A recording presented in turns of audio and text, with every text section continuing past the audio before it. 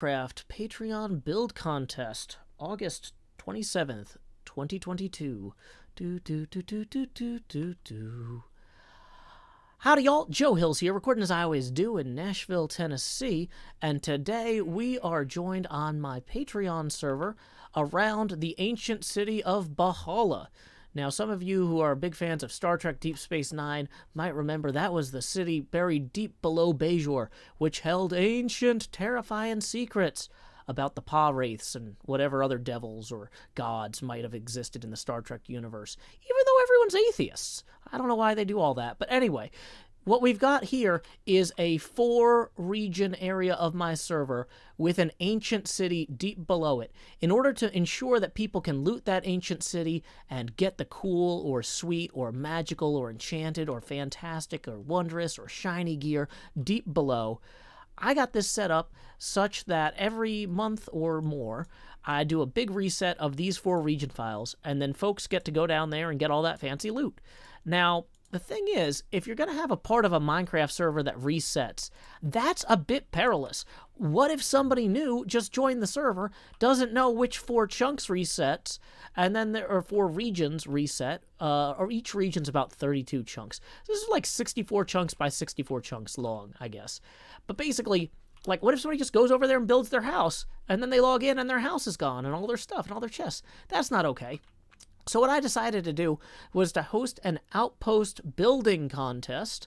It has run for the last 2 months.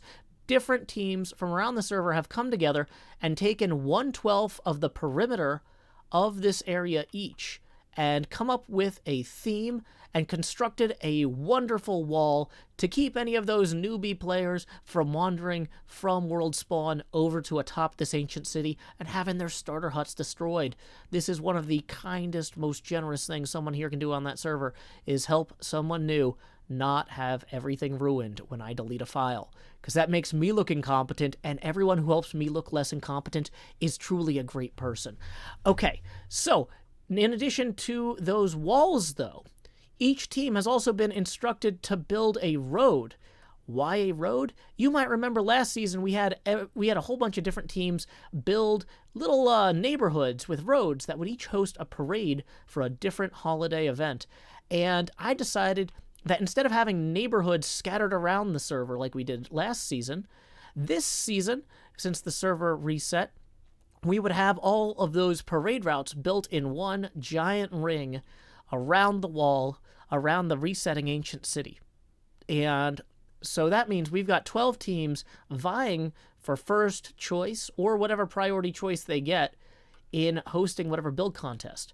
Because let's say that like 3 different teams all want to host the Halloween build contest. Well, we got to have a way to figure out who gets Halloween, who gets Christmas, who gets Pride, who gets Thanksgiving, the St. Patrick's Day, Valentine's Day, Earth Day. There's all sorts of stuff throughout the year that we love to celebrate here, but you know what? We gotta find a way to do it.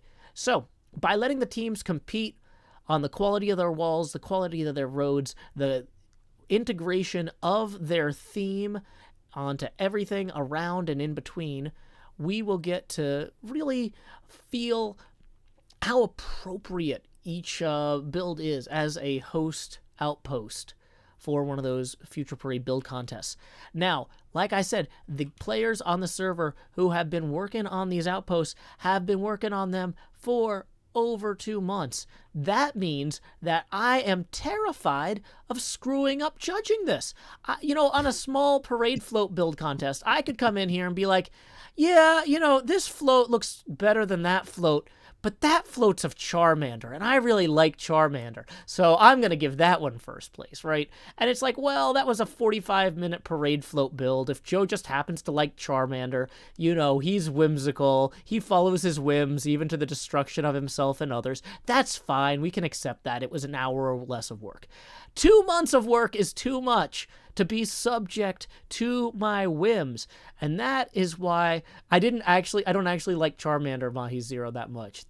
I'm misleading you so I can see who's pandering. I'm misleading you intentionally because I'm a cruel and unjust server operator.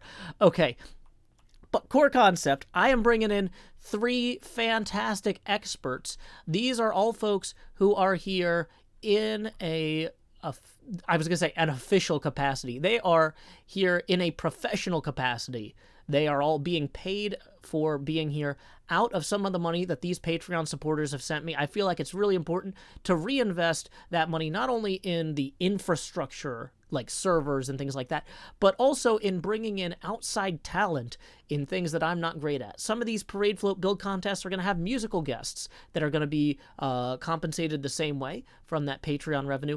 Now, we don't have any musical judges today, though, because all of the things we're judging have already been pre-built. Whereas during the parade float build contest, people have an hour to build, and then we have, Music Man with his guitar, or Duke with his piano or something, that sort of thing. Nah, no musicians today. Well, maybe you guys are musical, but that's not why I hired you. I'm going to go ahead and work in alphabetical order here.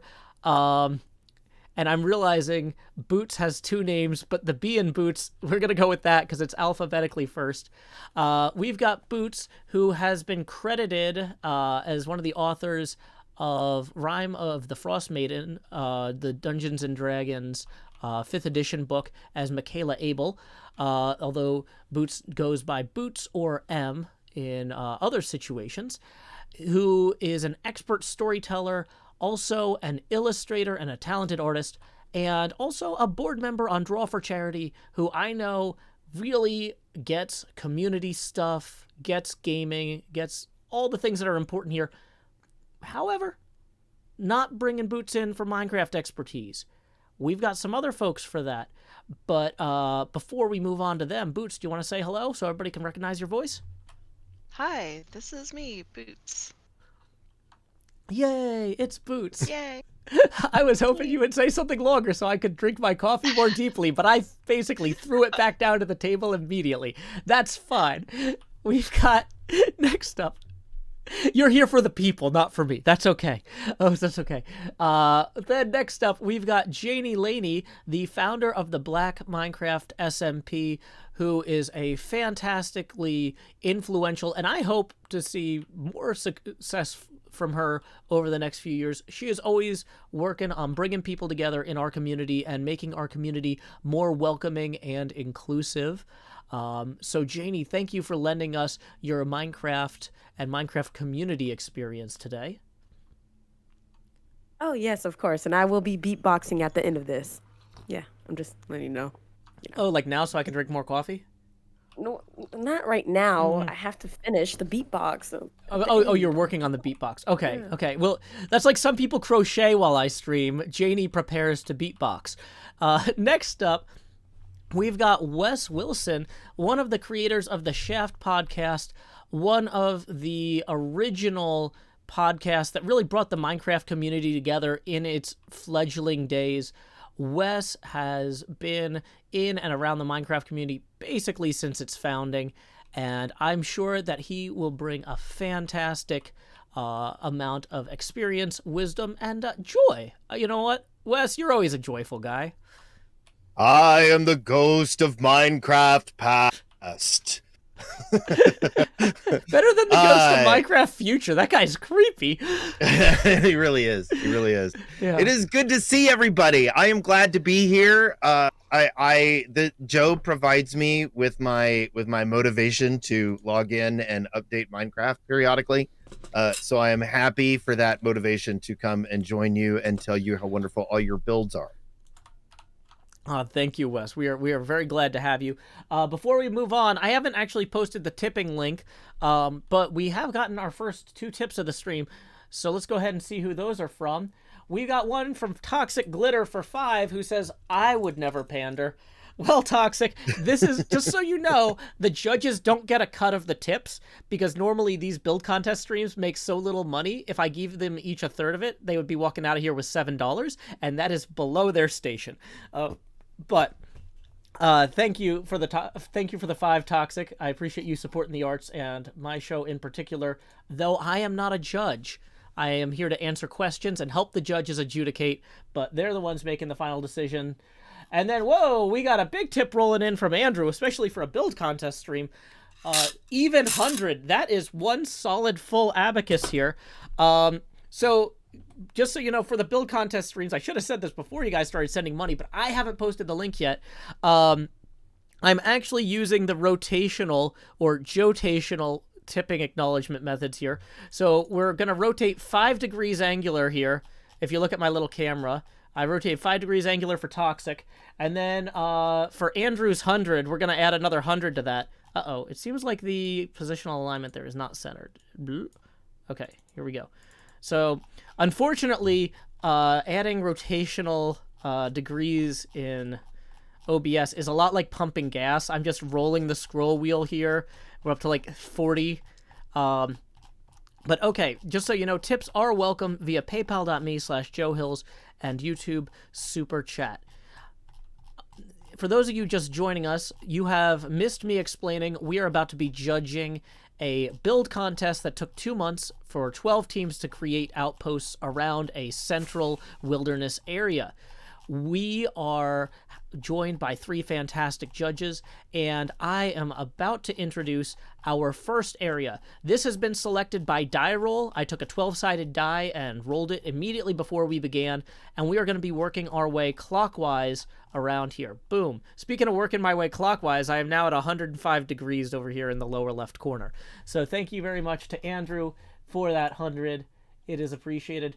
And Toxic Glitter tips another 5 and says, like I said, no pandering. I know the judges are too gorgeous and smart for that.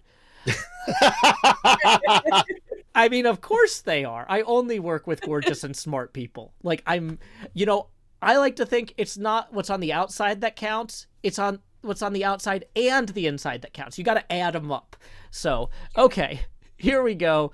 We are hanging out here in our first area. And the representative from that area is named Melora. Melora, can you say something so I can check your levels? Probably should have given Melora more of a lead-in on that. Melora, you are going to be on push to talk, so make sure you unmute and push to talk. We're going to have a representative from each area present their outpost, show us what they want us to see. I'm going to teleport myself to Melora real quick.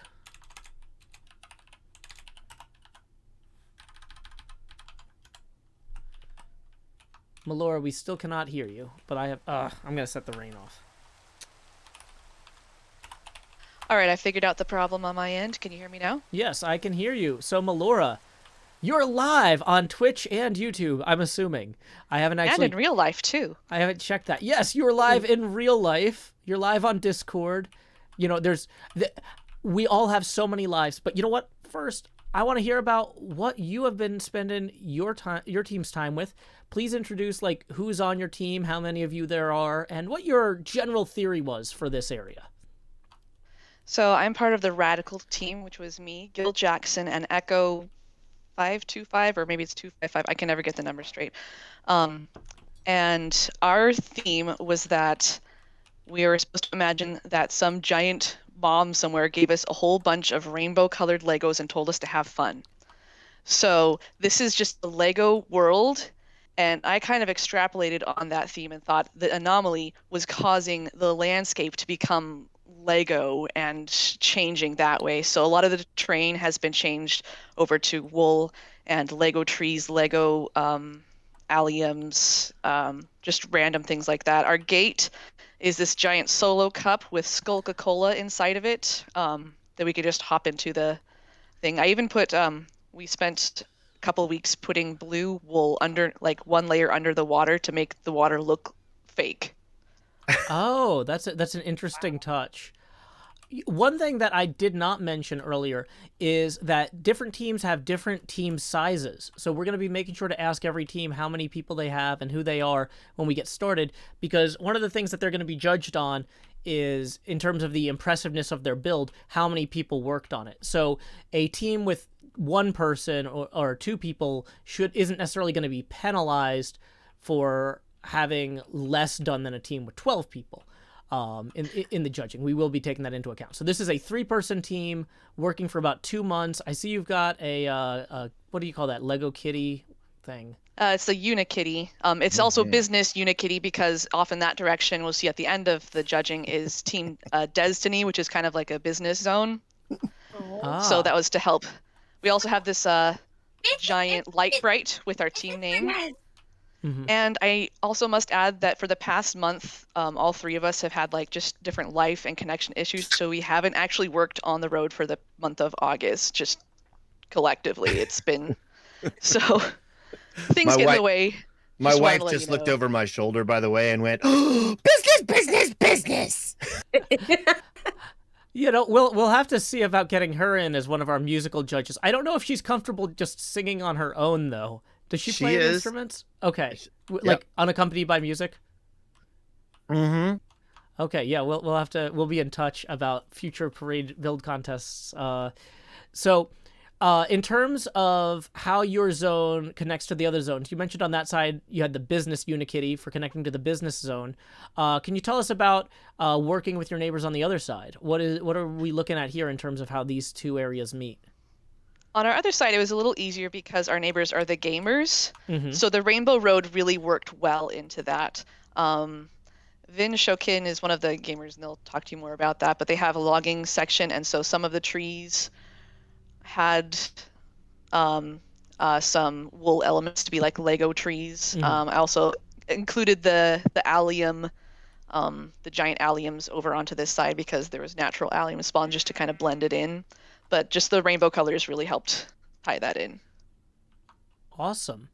Are there any details inside of the build that you want us to pay special attention to or visit real quick? Echo made the giant Lego Joe statue. They're pretty proud of that. Oh, That was pretty cool. I've actually got a Lego Joe right here. I don't know if you guys can see it very well because he has a green screen tank top, so it gets chromed out. That was a gift from Badger Spanner. Oh, dang it. I can't figure out how to frame it because the camera is at a weird angle. But yeah. Yeah, and another thing is over on this little island, one of the Rainbow Bridge, like in the center, connects down to, there's Gil Jackson did a scale replica of like a 1986 castle Lego set that came out and then just added in some rainbow elements, but it is a scale version of that. Oh, that's cool. So this is based on an old school Lego set. Yes. Oh, very neat. Well, thank you so much, Melora, for showing us this. I'd like to open it up to the judges for a few minutes if you guys have any specific questions you'd like to ask Melora. Why is Jeb not free? Set Jeb free! Oh, he's being freed from this plane by going into the Yeah, the UFOs over there is because a donkey had climbed some scaffolding and we didn't want to kill the donkey, so we just put him in a UFO, and other animals kind of came to be in that. Boots, do you have any thoughts? This is your first time judging a Minecraft world ever, so there's no wrong answers, especially no wrong questions, if you have anything you want to ask.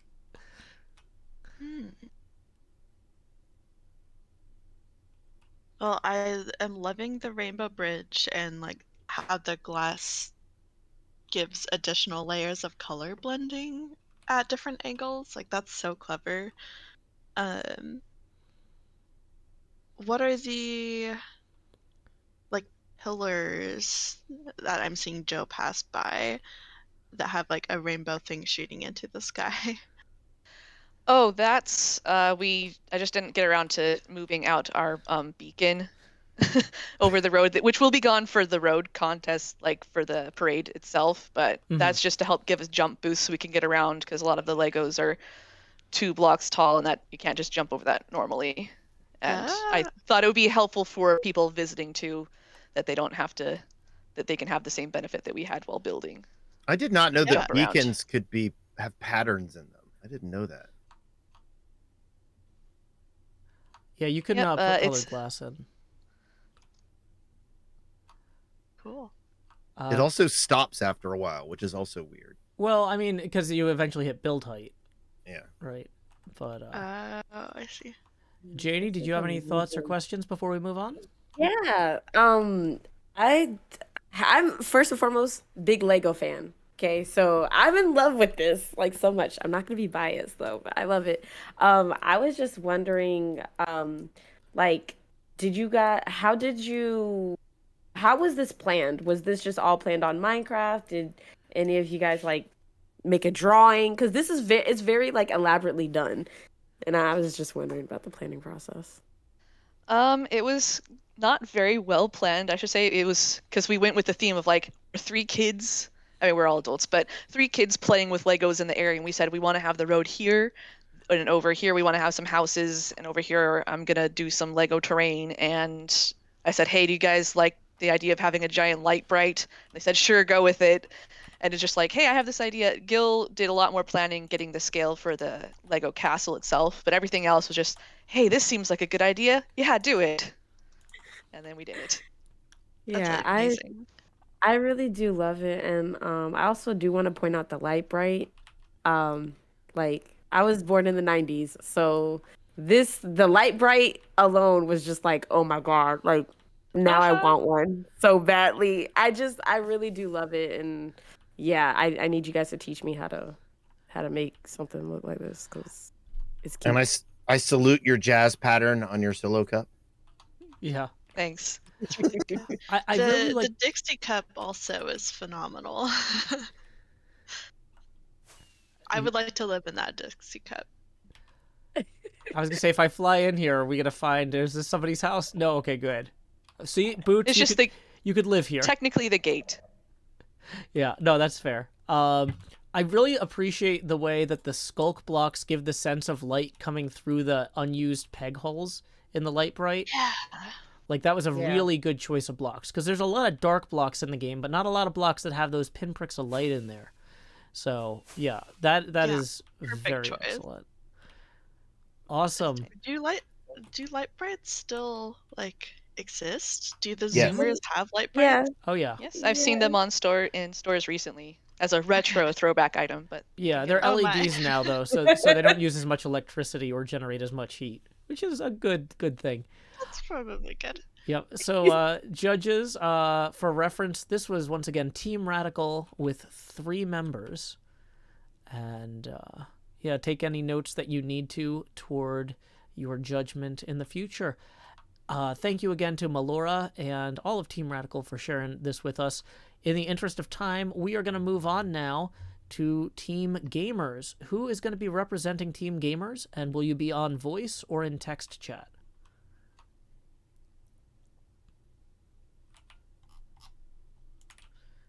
If you'll be in text Hello? chat. Yes. Hello. Hi, it's Vin Shoken. I'm representing Team Gamers. Fantastic, Vin. Where would you like me to start as I fly around Team Gamers area here? It all started in the trans tent. So this is the theme is the transcontinental railroad. And so we didn't get to a lot of the builds, but there's going to be like some work camps and like logging and lots of cabins and stuff going on around the railroad area. Mhm. And yeah, so this is one of the tents. Quail made it. Team Gamers is made up of Tommy Boy, Quick Quail, Tegsy, Wizard of Docks, and me, Vin Shoken. And yeah, so I'm the idea person and main coordinator and main person who actually got online this entire period of time. I built a mountain casually. Mm-hmm. Oh, Yeah. so is this mountain not originally there? If I go to the other side, is this completely... This is a hand-built mountain made to be as natural as possible. Oh, wow. I like that you even put in a geode and you got the water Yeah. and lava spilling out here. Springs. Yeah, I did a lot of research on natural generation. The geode is my little safe space because the trans tent is not safe. Mobs kept blowing it up Gotcha. when I was AFKing because I forgot I was still online. Yeah, I did research on ore generation to make this as natural as possible. There's like emeralds and the likelihood of ore spawn like goes up as it gets higher and stuff. Yeah, dripstone cave. Yeah, that's hand built. Wow. Carved out. It is placed in. There's also another small cave up the mountain somewhere. This is the dynamite out a gate. That is the gate. Mm-hmm. So the Transcontinental Railroad is being built through the gate. They just blew it up. I actually blew that up, so that is naturally blown up. Nice. I made a block of stone and blew it up to make that carved out. Very cool. Lots of people came by and helped lay down dirt and stuff and fill in the trees. Oh, that forest, that's all hand built, or hand grown. I'm guessing. hand grown and built, because as you can see, a lot of the trees are different heights. And as I learned I learned about like a lot of forest stuff in my forestry class this past semester, spring semester, because I'm majoring in an environmental major.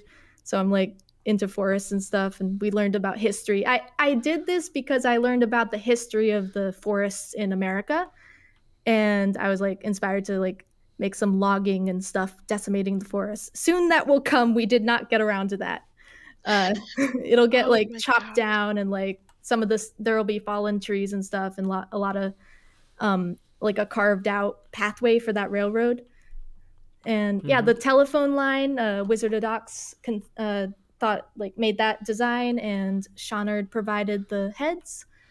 Oh, these are wither skulls. Yes, lots of people from other outposts helped with this. Like Meep laid down a bunch of the road. Just today, Bear and Magenta came by and filled in some trees and helped with the road. Yeah, I've had a lot of help when my team has not been logging on for valid reasons, but yeah,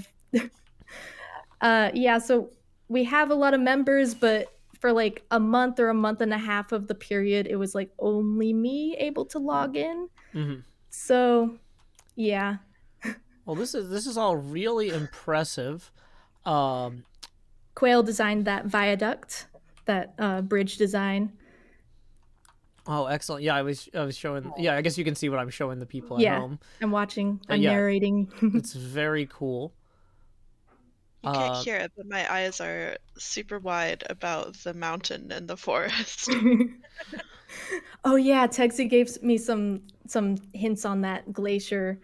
I love the glacier thing. Snow-capped mountain. Fun fact, the mountain is so high that actually the snow area should start a lot lower by natural generation, but it just I was like, no, I want a lot more grass on this mountain, so I only did the peak. The tippy top be snow. And then had a great glacier coming down. Very cool. Wow. So I did this mountain using the wireframe design that I learned from Cub Fan in season 6, Concorp Mountains. Who says you can't learn anything from Hermitcraft? So I guess my next question then is, we already kind of talked about with Melora about Melora's team working with y'all.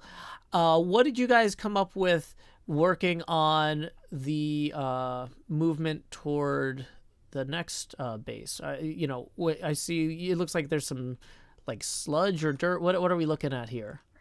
Yeah, so that's so it's a bridge that they built, and then I made it a little more gamerified by blending some wood types. See the yellow wood, haha, yellow planks, blending into that, making it blend into rainbow as best as I could. I farmed a lot of bees nests for those. Oh, okay. I was gonna say, where did you get yellow wood in Minecraft? But those are just those are beehives. That's very cool. Wow, I'm realizing that the texturing on this, it's like planks. Like it looks like planks from the side and logs on the top. Exactly.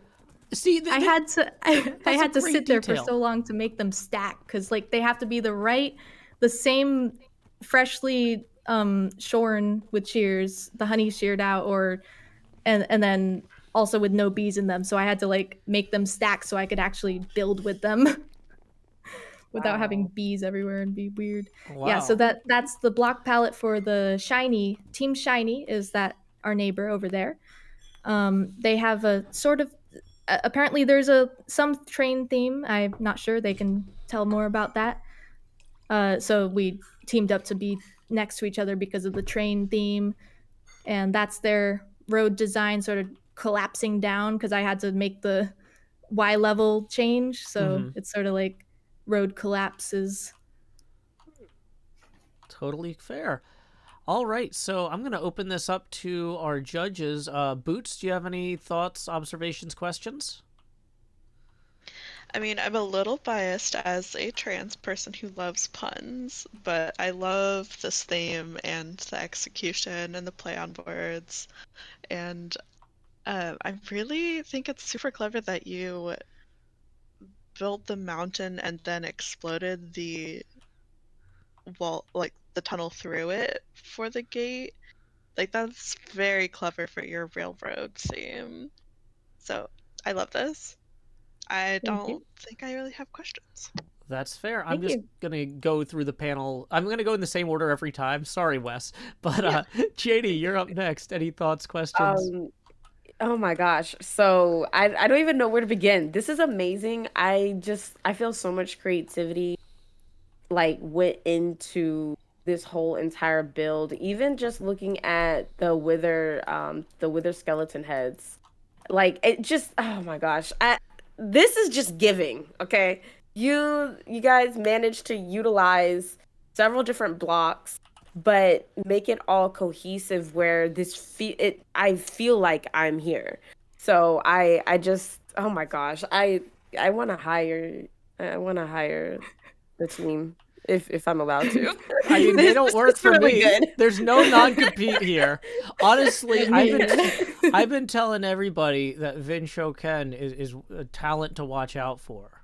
Like, so yeah, if you can afford to hire Vin, do it I'm before gonna other steal people Joe's can. job, Yeah, Vin is gonna steal my job. or Let's, so it's told. yeah. Wes, what are you thinking? Anything jumping out at you here? Well, I always joke around because I would always try to build these very natural. I always wanted to build, when I built in Minecraft, these buildings that looked like they belonged in the environments that they were in. Mm-hmm. And so it's really hard to create natural looking things. It is not an easy thing. So the fact that this mountain looks real is pretty cool. I kind of want. I'm yearning for a train though. I want a train, but everything else is really awesome. I love the wires. I love the colors. I love everything. So bravo. Yeah. Train will come. Yeah. And the natural generation thing, I'm famous for my song parodies. I have a knack for taking things and making a parody or a copy of it. I do that in so many different mediums, and this is just another of those mediums, taking natural generation and making it myself. I have some experience in that area. Yeah, I was gonna say, Vin, this is a portfolio piece, not a resume. You don't have to keep saying. If you want to find Vin Shoken's resume, go to twitter.com/ No, I'm kidding. But thank you, Vin. This is indeed fantastic. I do have a question though. Oh, please.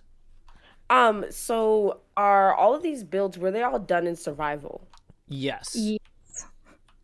Okay. I just wanted to ask that and kind of just like, so that the viewers all know it was all done in survival, because this is, yeah. Now, you guys are amazing. The only thing that's not technically like 100% pure survival about this server is these walls that we've been flying around are protecting this resetting ancient city deep below here. And I do occasionally put blocks and things like that in the chests in the ancient city that might not normally be available in survival mode. So there are going to be maybe some blocks here where you might go, what? How could you do that without creative? And it's because way, way deep down in there, I've hidden some blocks that people can try to face down a warden to retrieve in order to amplify their builds. But that's still like, nobody competing has creative access, if that makes any sense. That's amazing. That just makes all these builds even better, because it's really difficult to even do stuff like this and to make it look natural and creative, but to do it in survival is like, it's amazing. Indeed. Who is going to be representing Team Shiny? That would be me, Queen Dark Lady. Hello, Queen Dark Lady. I'm going to teleport to you real quick.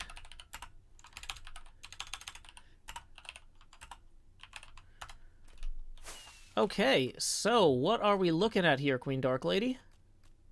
Well, this is Team Shiny. Our outpost is themed on the Firefly TV series. So sort of a space western. Much like several other teams, there was a life happened and several people were unable to actually, come and help with a lot of the building.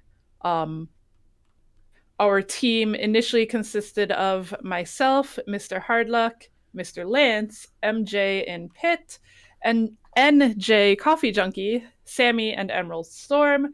And in the past month or so, it's primarily been just myself and Mr. Hardluck. Really, honestly, mostly just myself. Wow. So, Mr. Hardluck is a wrestler, so I'm sure he can withstand a slam like that, but yeah, that's harsh. No, it's fun. so what we have going on here is basically the starting, not quite starting, but it's a fledgling outpost. The big corporate government came in and put up a wall that has been incredibly poorly maintained to protect the outpost from the dangers of the anomaly. We have a large monolithic, plain, boring looking residence hall for temporary workers coming in to mine the resources from the anomaly. When the residence hall is filled, you can see that prospective workers just sort of like to camp out front in tents, and some of them have been here a little bit longer than others. They're hanging their laundry and such. We have some farming, vegetable farming going on behind the residence hall, with also some otherworldly sheep. We'll go with that. And a nice big shopping bazaar tent, scrapped together with whatever wool they happen to find. At the corner here, in front of the residence hall, we have a saloon. Here, let me open the door real quick. There's a back room in the saloon for people to do their smuggling dealings and such. We have, across from the saloon, we have several more permanent shop stands, but they're still small. We have a Blue Sun building warehouse that supplies pretty much all of the supplies for the area and the outpost. They're sort of a distributor, not really an actual store, so it's just a warehouse. Mr. Hardluck put that together. And then right next to that, we have the general store, which sells Blue Sun products and has lots of storage space for various different things for sale. And then as we go further down the road, we have a few pop-up stalls of people just trying to make their way. And then at the very end, we have a bridge, also designed by Mr. Hardluck, on a cliff that I terraformed into the world, that can raise and lower to connect things with the Blackwater outpost, the next plot over. Very cool. I like the little stairwell down there too, for you don't necessarily need this big cargo thing for just walking up and down day to day. You use that for freight or horses and stuff like that. That's very cool.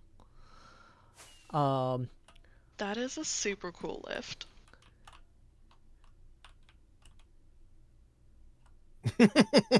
Yes, ADA accessibility.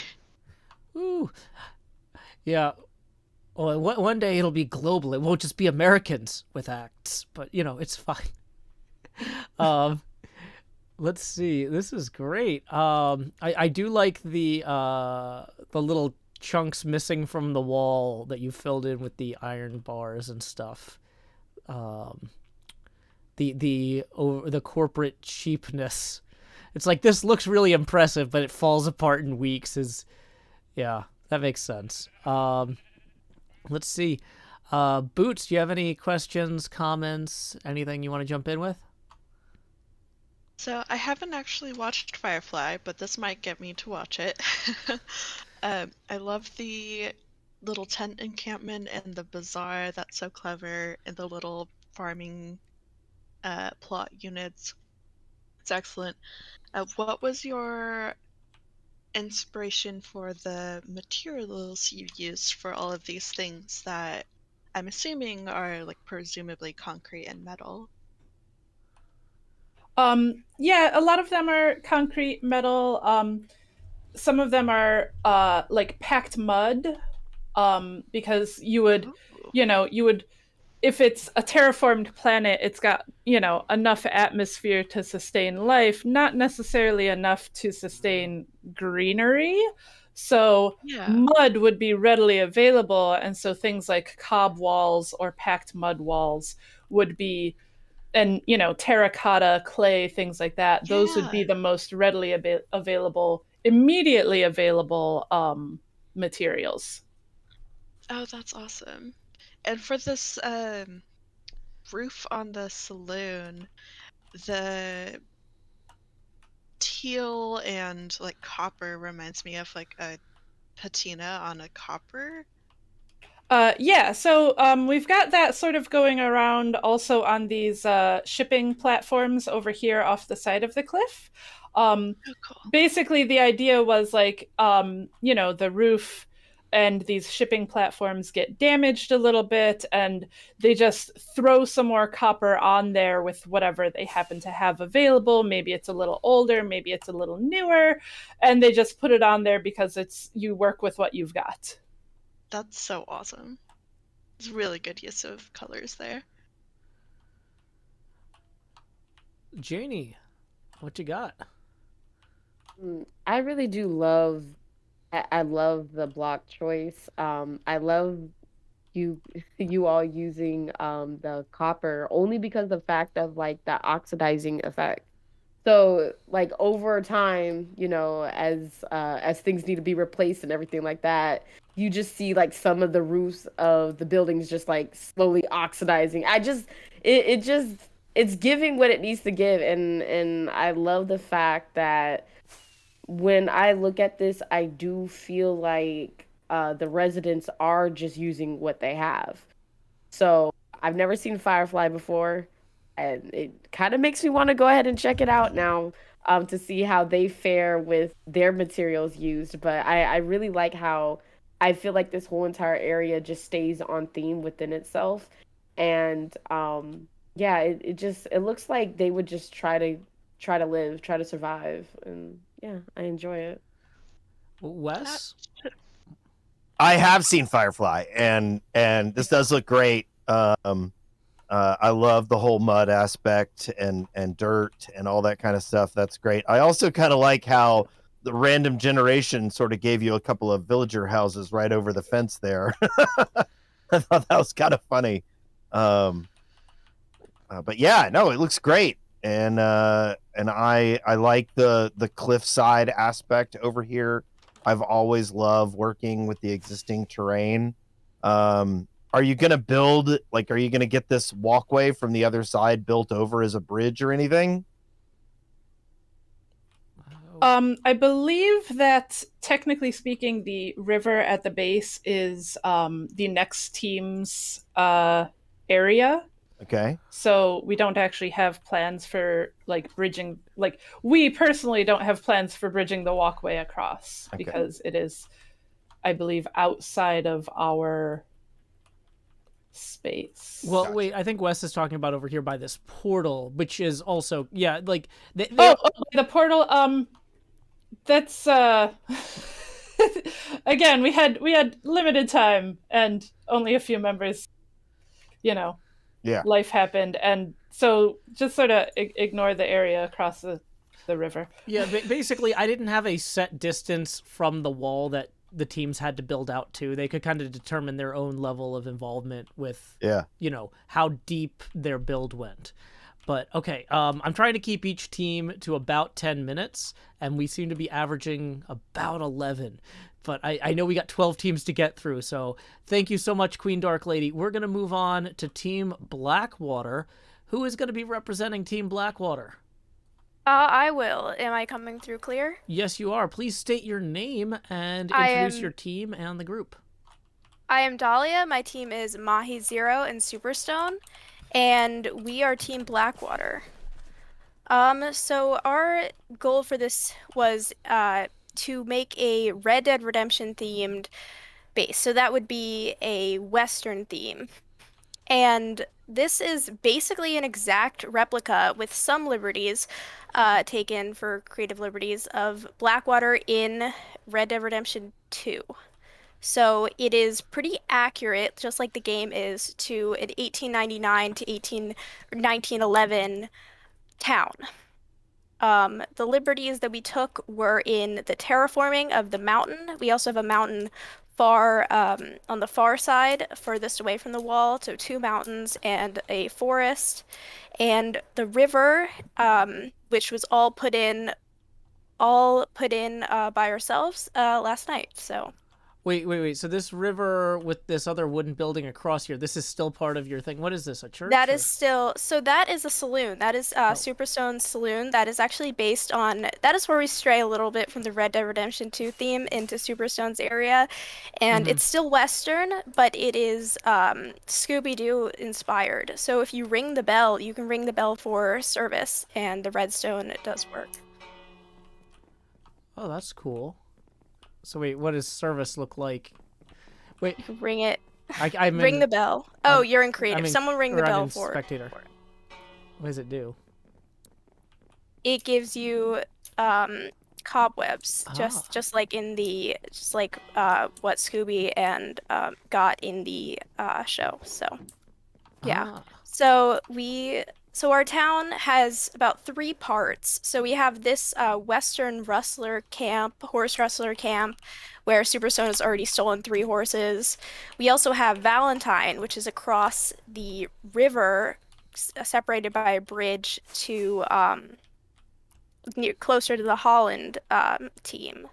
So you're probably not familiar with Valentine, but that's another one of the main towns in the game.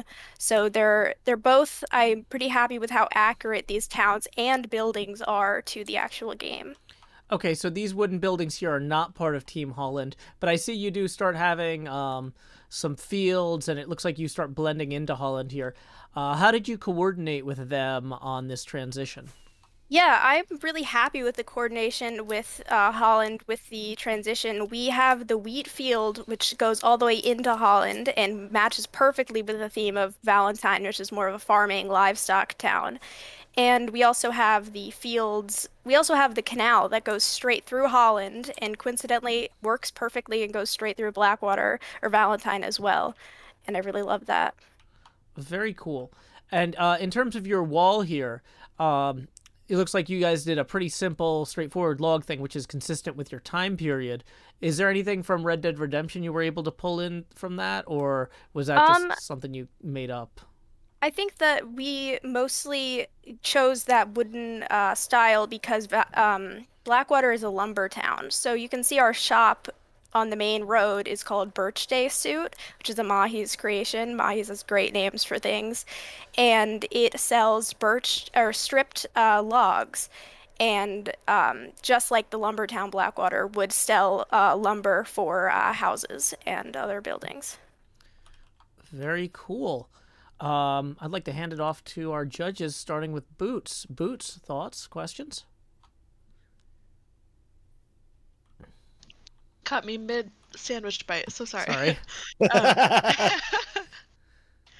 Oh, this is super cool. I love that it is a Minecraft-ified replica of a game that I often reference for the different writing things that I work on, even though I haven't played the game. And I love how you've done the ground texture for all of these roads and the places that people would walk the most, and have that kind of like worn in, weathered look without it being paved or anything. Like, I think that's very clever, and I love the stables. Thank you. We also worked on breeding some horses in Minecraft, so all those horses are actually pretty good horses. Nice. That is awesome. Janie. I play Red Dead. I have. I played Red Dead 2. Yeah, this is definitely Blackwater. I had many terrible times in Blackwater because of other players. Oh yeah. Oh yeah. I mean, I'm a huge fan of the game. I've played like so many hours of it, and I'd love to take that and some of like my real life work of round horses into Minecraft. Yes, I love it. Also, being from San Diego, there's a place called Old Town where you actually get to see what old Western towns look like, and this is actually like fairly accurate. I love how the birch they suit. I'm here for that pun, especially because you said that they sell stripped wood. just like, oh my god, yes. So I really love it, and I love the fact that you and your team made sure that that an element from your build would be cohesive with the next team's. Just having that field to go over to the next team's area, in my opinion, is really, really, really great. Because if this was like an actual town, to see towns being able to mutually share a field, in my opinion, is really amazing. So I think you guys did a wonderful job. Wes? Thank you. I like the gallows. I like the build the layout of the buildings. I did play a lot of Red Dead Online, and I'm very familiar with Blackwater. This is great. How is your like? I see that there's a thing going into the mountain, but how are you supposed to get into the actual area from there? Okay, so our gate into the anomaly is if you follow that path up through, we have that's our mine. So we are mining into the anomaly, and we have a little warning sign saying don't go in there because it might reset on you, and that is our entrance and gate into the anomaly. Okay. Yeah, so in theory, if they started mining straight down here, they could eventually hit the ancient city, basically. Oh, okay. So yeah, it technically does enter the area. From a rules standpoint, that is considered a valid gate, so don't worry about docking them for that. So wow, thank you, Dahlia. This has been incredible, and I am very, very excited to show this off. This is so cool getting to show the things that y'all are passionate about, whether it's your own identities with the transcontinental railroad, or pieces of media like Firefly or Red Dead that people are excited about. It's cool to build models of things and to deconstruct them and reapply them in new ways. And so we are going to move on to Holland. Who is representing Holland? Stellar Spider will be speaking in text chat. I guess I could try doing my best Stellar voice. Stellar, please go ahead and tell us what we are looking at here, what your team is like, all that. If you teleport over, I have a lot of info already up on this board. Can do, Stellar.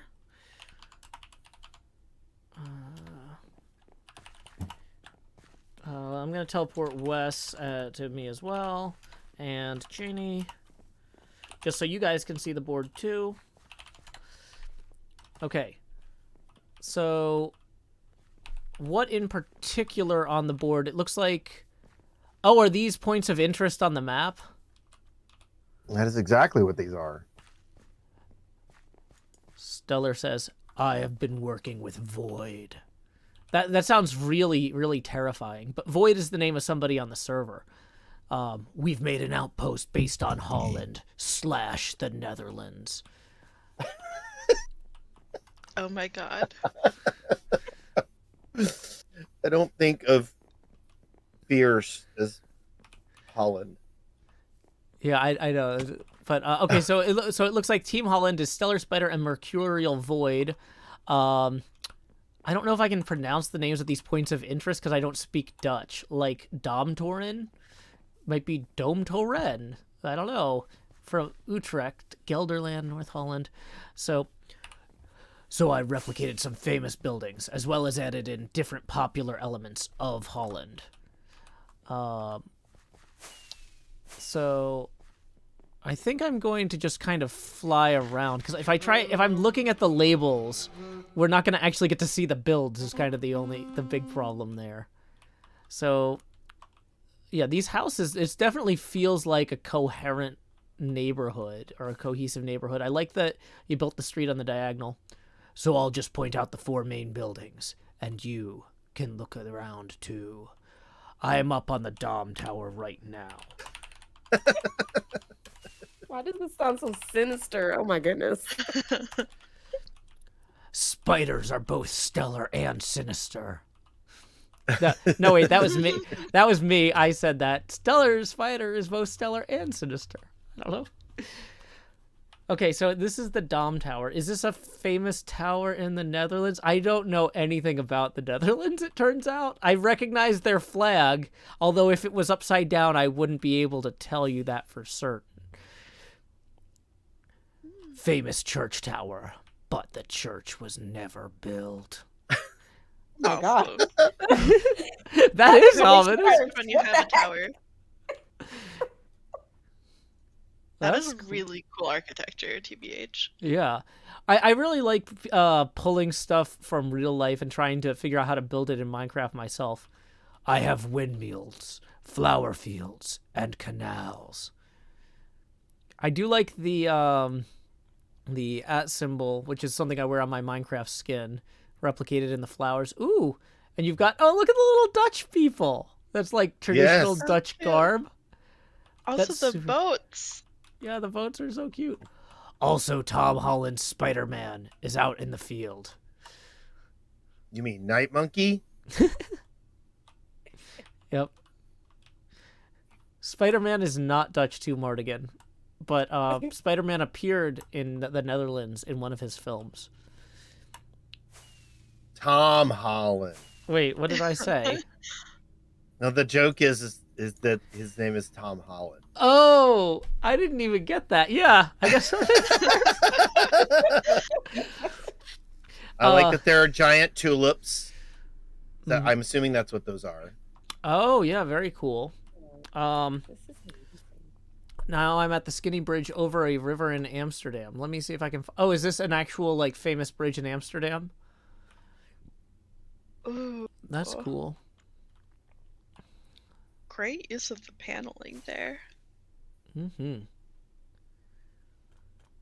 Oh, is that a lift bridge too for the boats? Oh, nice. Oh, because it would come up on either side. Yes, it is. Wow. Amazing. Oh, cool. Did So- all the judges notice? I know we got pun fans in our judges. Did Yeah. everybody notice the pun? Which part? The Tom Holland? No, the one behind. What else are we planning? Come over to the back wall. Oh, the wooden shoe. Yes. Wooden shoe like to know? Oh, oh. Netherlands pun. I want to see the secret annex. Okay, so that would be Stellar Spider. Is that inside this building here, or where is that? Just the building is finished, no interiors yet. Gotcha. Oh, there's an Enderman in a boat in one of the buildings. Hello. Man, the building colors and textures are so good. Mercurial. Yeah, and the color flowers are great too. Like everything. Yeah. I'm liking this a Yeah. lot. Yeah, I like being able to see the pictures in the flower fields. Like, that's very amazing and elaborate planning. Yeah. I honestly have never thought about doing that, but that is super cool. Yeah. I'm like sitting here taking notes for when I eventually get back into Minecraft. Stellar says, I have a kinetic sculpture to show off. Let me teleport to you real quick then. Please go ahead and show us, Stellar. I am now trailing you.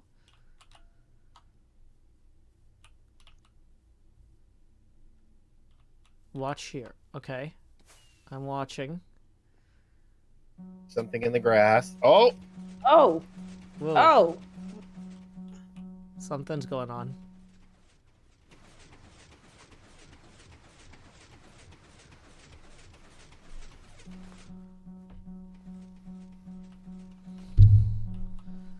I Amsterdam? That's a real sculpture outside the real museum now. What, do they have an ad campaign where this guy climbs a mountain and is just like has to take his sandals off and asks this burning bush, "Who are you?" And he says, "I Amsterdam." And then the camera pans and you see all of this beyond the mountain. Visit Amsterdam, the Amsterdam Tourism Board. Like, wow. Even That's... Amsterdam loves Amsterdam puns. Apparently.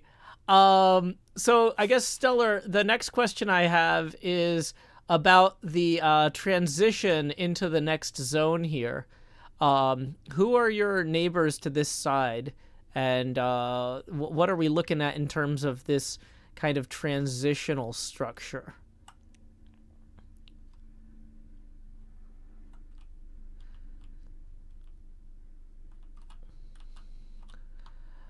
Stellar Spider says, technically, Fally stole my land to make Long Norway. Long Norway? Okay, so tell us about that. But Kindless also needed a lot of area before his area to build machines. Okay, so this is Kindless's area beyond here. Okay. So it looks like, so basically the border between your areas was so contested that somebody else stole it, is what I'm hearing. Yes, says Stellar's better correct, says Kindless. Okay, I don't know if Fally's here today, but everybody else is acknowledging that I seem to have a fundamental understanding of what is occurring. Which is very rare. Normally they're like, Joe, you clearly don't understand what's going on here. Shut up. Okay, so that's fun. New experiences for everybody. It seems like all of our judges had a chance to jump in, and we're kind of at the 10-minute mark. Any last-minute things from the judges that you have to say right now, or can we move on? How many people were in this group? Because I couldn't remember. It was two people, Mercurial and Stellar. So that's very impressive that the two of them were able to throw all this together. Oh, and then I guess arguably a third person stole the land between them and their neighbor. Okay. So let's go ahead and move on. I know Kindless in the next area has a pretty big presentation from Team Redstone. Kindless, am I correct that you're going to be the presenter? You are correct. Okay. How are you doing today? Good. Should I teleport everybody to you, or where do you want us to stand for your presentation? We can stand at the Long Norway Tunnel entrance. Okay. Is there a good reason that people should not stand on this big green open field? I initially thought that was part of Kansas's fields, but now that I know that this is your area, I'm worried. I didn't use TNT for the presentation, so it should be safe. Okay. As someone dies on screen. Okay. Set your spawn in case it explodes anyway. Okay, well, Kindless, go ahead and tell us about your team and what we should be expecting to see here. Well, this is Team Kinda Toxic, and I've worked with Toxic Litter. Originally, we were Team Redstone, and our plan was to build a large super flat area to represent the best kind of world in Minecraft. But you also had build requirements, so we had to use our redstone skills to make it all work. So I'll ask my assistant to press the button to start the presentation. You may want to turn down your game sounds for this. Why? Uh-oh.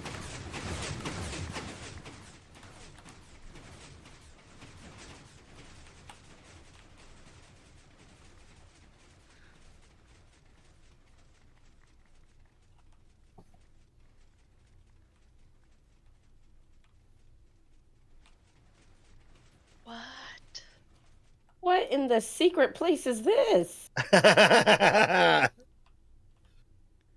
This is a self-building presentation. Wow. Oh my goodness. Okay, if you direct your attention, one of the build requirements was a wall, and you can see there's also a wall sprouting up over there too. I see now why Okay, you were this is worried where- about the 10-minute limit, Kindless. Because Kindless said, like, how long do we have for our presentations? And I was like, I think 10 minutes seems fair for everybody. We got 12 groups to get through. And he's just like, well, that's going to be tight. So, like, now I'm worried. Oh, look, there's buildings popping up behind us, too. So amazing. this is where I feel like my lack of knowledge about how Minecraft works has just left me mind blown, because I'm like, what? How?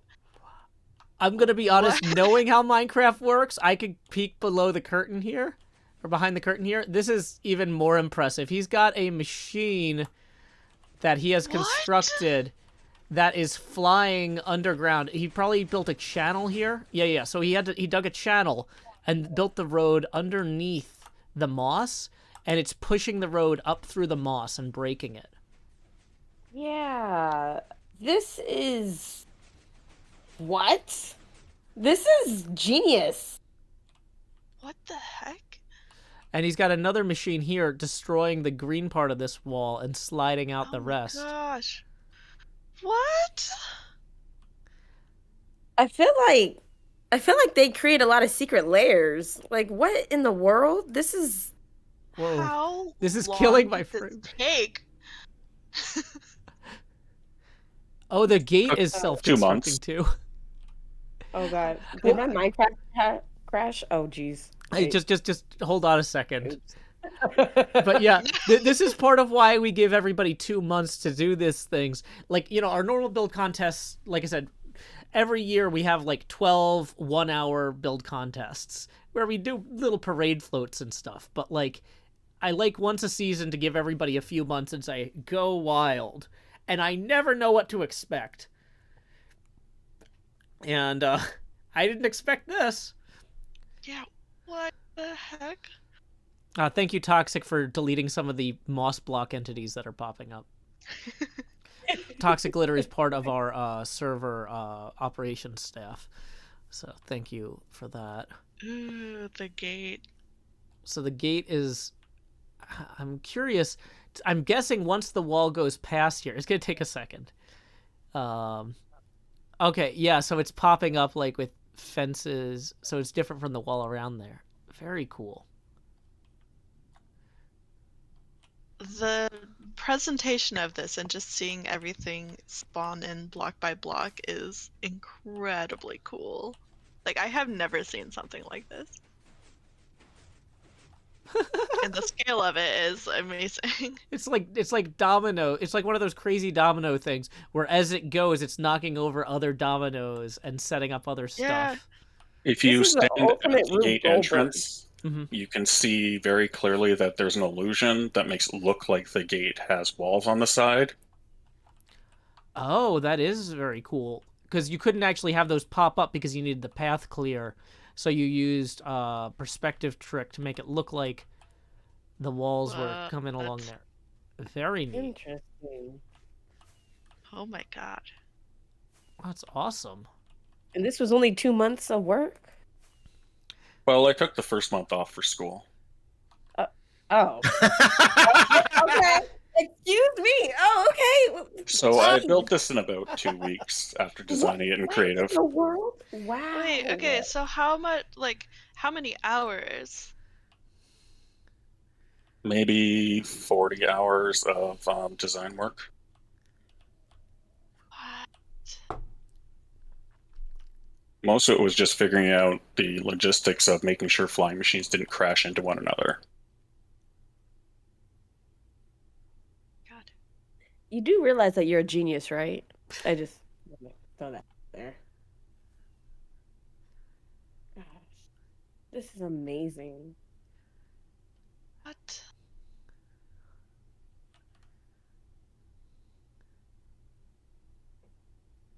This transition up the steps is really cool. Yeah. I worked with Team Not Kansas to get this transition to work well. Oh, nice. And Yeah. underneath the transition is actually where all the flying machines end up parking. Oh, that's cool. So they had to sacrifice a little bit of space underground there to accommodate those. Very Yeah, cool. we had to carefully make sure everything lined up and matched so that flying machines didn't destroy their hard work. That's very thoughtful and good coordination. So they must have. So they at least knew that something was planned here, because I literally had no idea. I thought that this was just not Kansas having a joke about corn. I thought this was a cornfield. That was the intent. It works very well. I like these little buildings. Obviously, there's only so much you can do with having stuff pop up out of the ground there, but that's very cool. Those 4 buildings are about a shulker worth of pistons, so Oh, wow. I decided to not crash the server because I thought I'd be pushing it hard enough as it is. Yeah, definitely. Let's see, Boots, you spoke already. Janie and Wes, do you guys have anything you want to jump in with? I like that your Enderman friend is here to make everything show up. It's very cute. I also really like the lampposts. I think that's my favorite thing, is the lamppost out of the ground. Agreed. I like the buildings being kind of like set, like little set buildings. I find it funny for whatever reason. It's like you have this amazing road and it's like nobody really lives here, but it looks cute. So I love it. I love this. I'm here for it. Well, it's hard to make a building where people live that is underground until it's ready to be shown off. Right. That's Yeah, so okay. definitely. So question. So did you have to build under, or did you build over and then I used TNT to flatten out this entire area because it was a mountain range. Mhm. And then I built everything underground and with flying machines and redstone. And then I placed the moss layer on top. Okay. Wow. Yeah, this is That's really amazing. impressive. Oh wow. What is the team name for this one so I can put in my notes?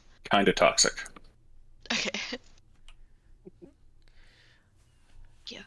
Wow. Well, thank you so much, Toxic. I don't really have any questions, because this is obviously very self-evident. But I will note that I really like that you didn't go halfway on these walls. Like, you could have been like, I'm doing this impressive redstone thing. Just the fact that it exists or functions at all is good enough. Like, this is a really cool wall texture and like design where you've got the skulk mixed in with the chains and the carved blackstone. You should see the other side of the wall. I was originally going to take all that carpet out, but I thought that might actually crash the server, adding a whole extra layer of items that no one would be seeing. Yeah. So I had to remove them after the fact. No, that's fair. I appreciate you not crashing the server. Thank you. Because yeah, this is very intense. Wow. This is great. Well, thank you so much, Toxic. That you managed to do it all in 10 minutes. So I'm even more surprised. I was so worried that this whatever you had planned was going to be what ran us late, but no, the spirits have done it all in one night. This is fantastic. So moving on from kind of Toxic's amazing redstone build, we are entering Not Kansas. Oh my gosh, it's black and white. Who's representing Not Kansas? This is Grace, or Mantua Maker. Hey, Mantua. Welcome. Hey. So yeah, we start out again. Well, we are in Kansas, in the not Kansas part of to be the black and white. We have built a Wizard of Oz inspired build in Minecraft based on the movie. We tried to replicate as many of the scenes in the movie as possible. So there are a lot of cookies throughout the and Easter eggs that you won't be able to cover all in 10 minutes. Totally fair. Yeah. Wow. This is. Oh, the house is in the tornado. Mm-hmm. Yes. Oh, wow. We got a house in the tornado, a cow, cart. We've got the rowboat on the outside, if you remember that part of the scene with a couple villagers in the rowboat. A chicken coop. Couple of trees were knocked down below. We've got the Professor Marble's carriage down below, Mhm. and we actually have we worked hard on transitions throughout the build, so we ended up actually doing 7 transitions plus the 2 transitions between our neighbors. So yeah. So we've got our walls and then the 7 transitions. The first one and the one that was the most fun was the black and white into the color. Oh wow. Yeah, this is fantastic. So as we enter the first color area here, what are we looking at?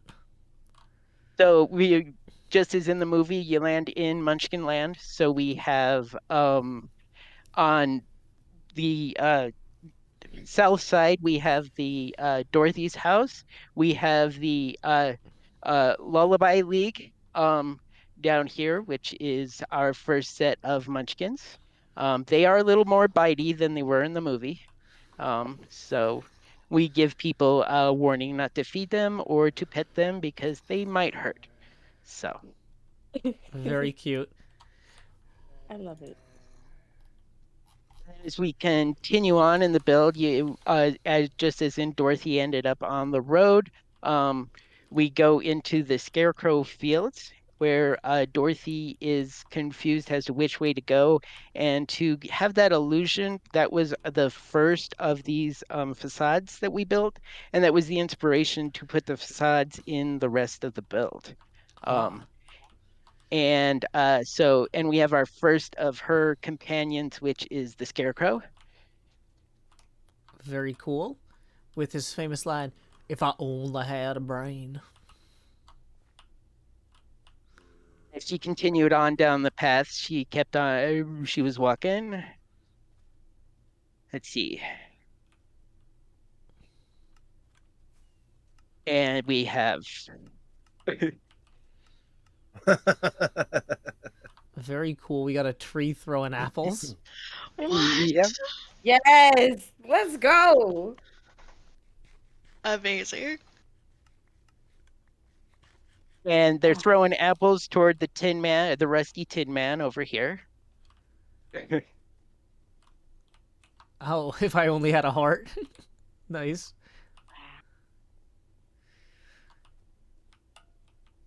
And the next part, the forest started and the road started to get a little more run down.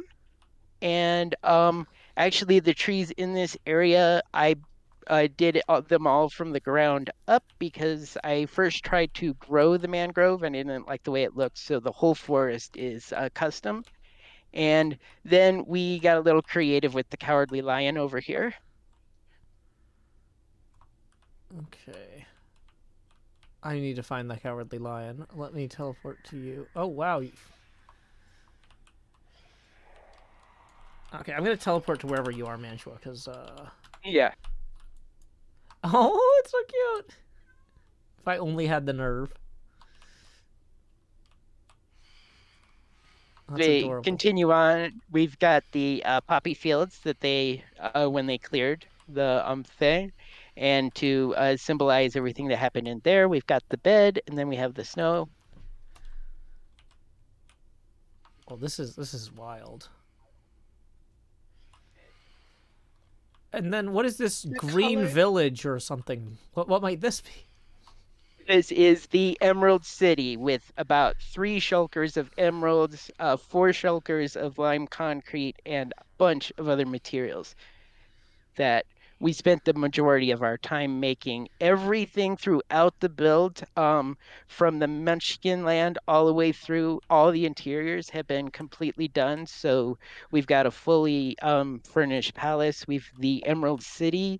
All these are functional shops. So people throughout the server, if they need something, particularly if they're in Valhalla, they can come in and purchase things here. Oh, What? wow. Wow. And how many people were working on this one again? So there's 3 of us, Shauna, Delon, and myself. Wow. Wow. Okay. Oh my god. And You I'm may need amazed. to teleport to me again because it's the last of the transitions. Here we are. Is to the haunted forest part of the story.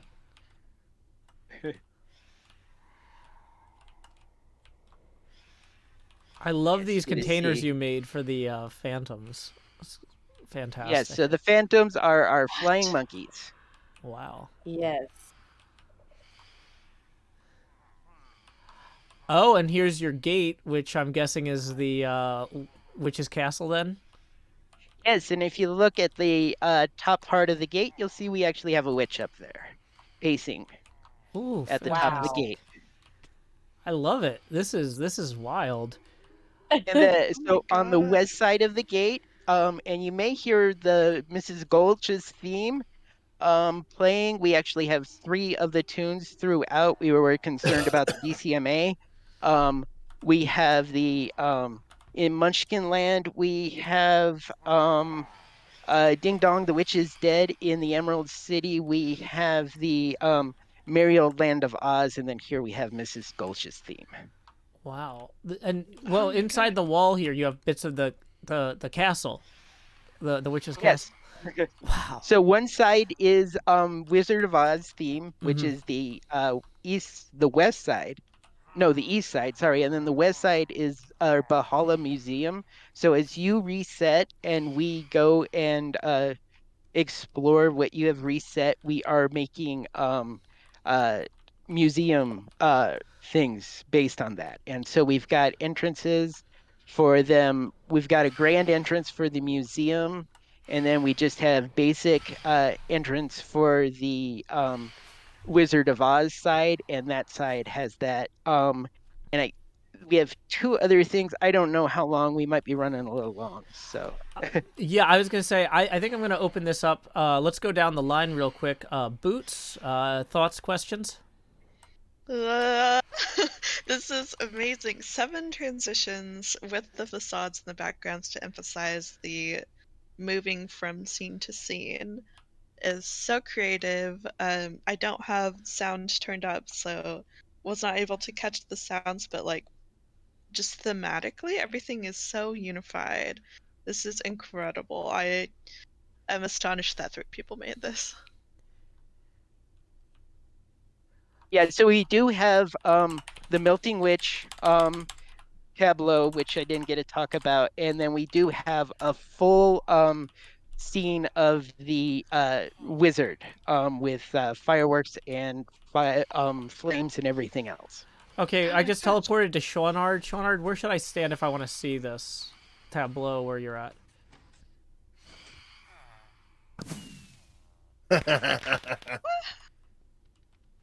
Wow, this is fantastic. Oh my God. I love it. This is amazing. I am the great and powerful Oz. This is so cool. Yeah, I don't know what to say. This is awesome. Where's the melting witch tableau? Is there somebody I can teleport to see that?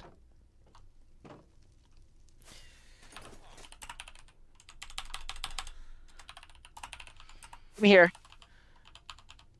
Okay, I'm going to Mardigan, and so where do I go to look at this, or where would this occur? Just give it a sec. She'll pop back up. Okay.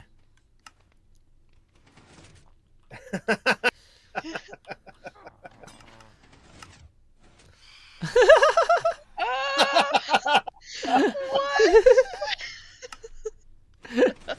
This is so Oh fantastic. my God. This is amazing. Wow. Okay. The Wow. fact that the city has functional shops is like, Yeah. oh my God. Yeah. Janie, any thoughts? Any last? So there's functionality. We see all these transitions. Oh my gosh, very on theme. I love the Wizard of Oz. I love the block diversity. Like, oh my God, this is A1. And also love the fact that not only with the shops, how they can be used and everything, but the fact that it still promotes togetherness with the server all the way, where if somebody's just on this side of town, they could come in and shop, do their business, and then go on about their day. So I feel like this is top notch. I love it. I enjoy it. Wes? I agree. There's still more stuff to learn about. There's there's the wizard's balloon. There's the surrender Dorothy written in the sky. Like I feel like you could literally walk around this for about 30 minutes and find little nooks and crannies and things all over the place. Wow, yeah, this is amazing. I gotta say, yeah, y'all have absolutely killed it. In terms of this final transition, though, to working with your next neighbor, we saw how you merged with Kindle's stuff earlier by matching the block palette and making room for his flying machines. Can you tell us about this final transition zone to your next neighbors? Yeah, so the first is the tower. They were built in all white, so I built a white tower and then blend in. So I love it how had a gray wall, and so one side was white and the other side is black. And so this side, the lore is the Team Lotus. Their beautiful land broke the witch's curse on the castle. Ooh. Fantastic. I love Oh, it. that's so cool. I Well, love the white into the stone.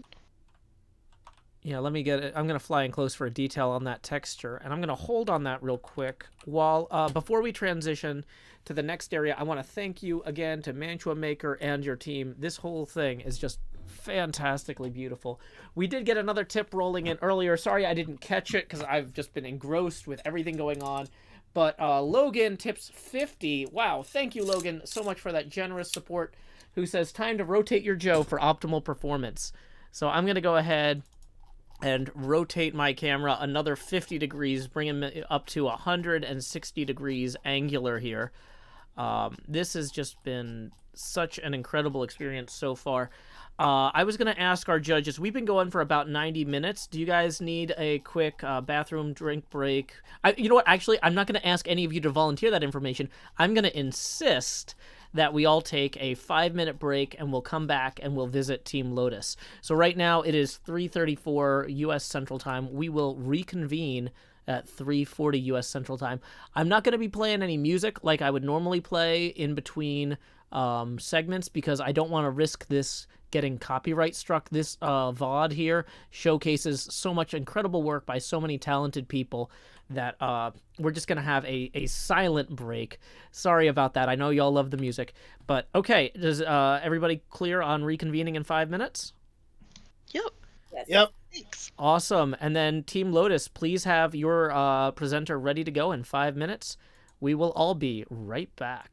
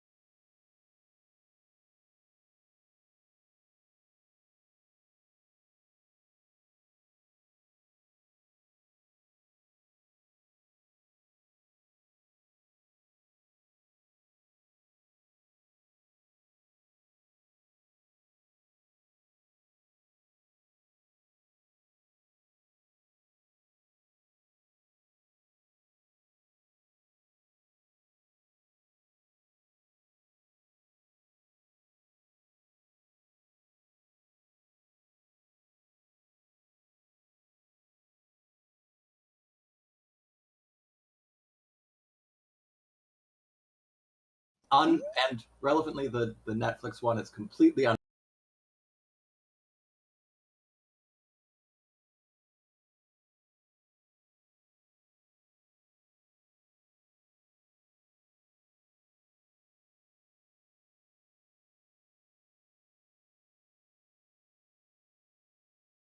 Welcome back, everyone.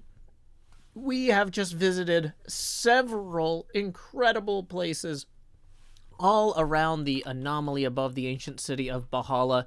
This is a build contest, 2 months in the making. We had 12 teams construct outposts around a resetting region, or 4 regions actually, a square of chunks that would be reset at least once a month to accommodate an ancient city being restocked with fresh loot. We just visited the incredible Team Not Kansas's Emerald City and more, and now we are moving on to Team Lotus. I believe Meep is going to be representing Team Lotus. Meep, are you able to join us on voice? Yes, I'm here. Fair warning though, depending if I get kicked again, I might not be able to join you in game. But That's I'll be okay. here. As long I'm sharing my point of view in Discord, so as long as your Discord is working, you should be able to tell us what we're looking at. First off, what is your team? What is Team Lotus? What were you planning, and who are y'all? First you may want to teleport yourself to me because I'm standing right next to the first part of the build.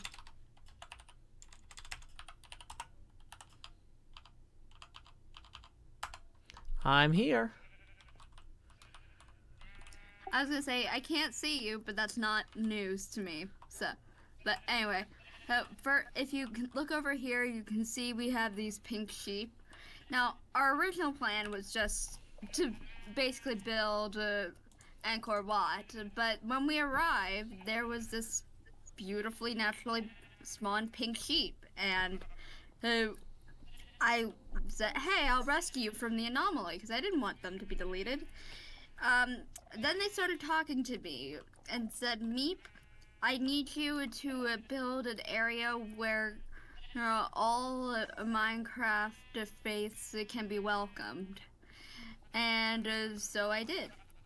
And including a still under construction temple to Pig here, as they requested for their own temple to be the last one built, so that all the others would get their due respect.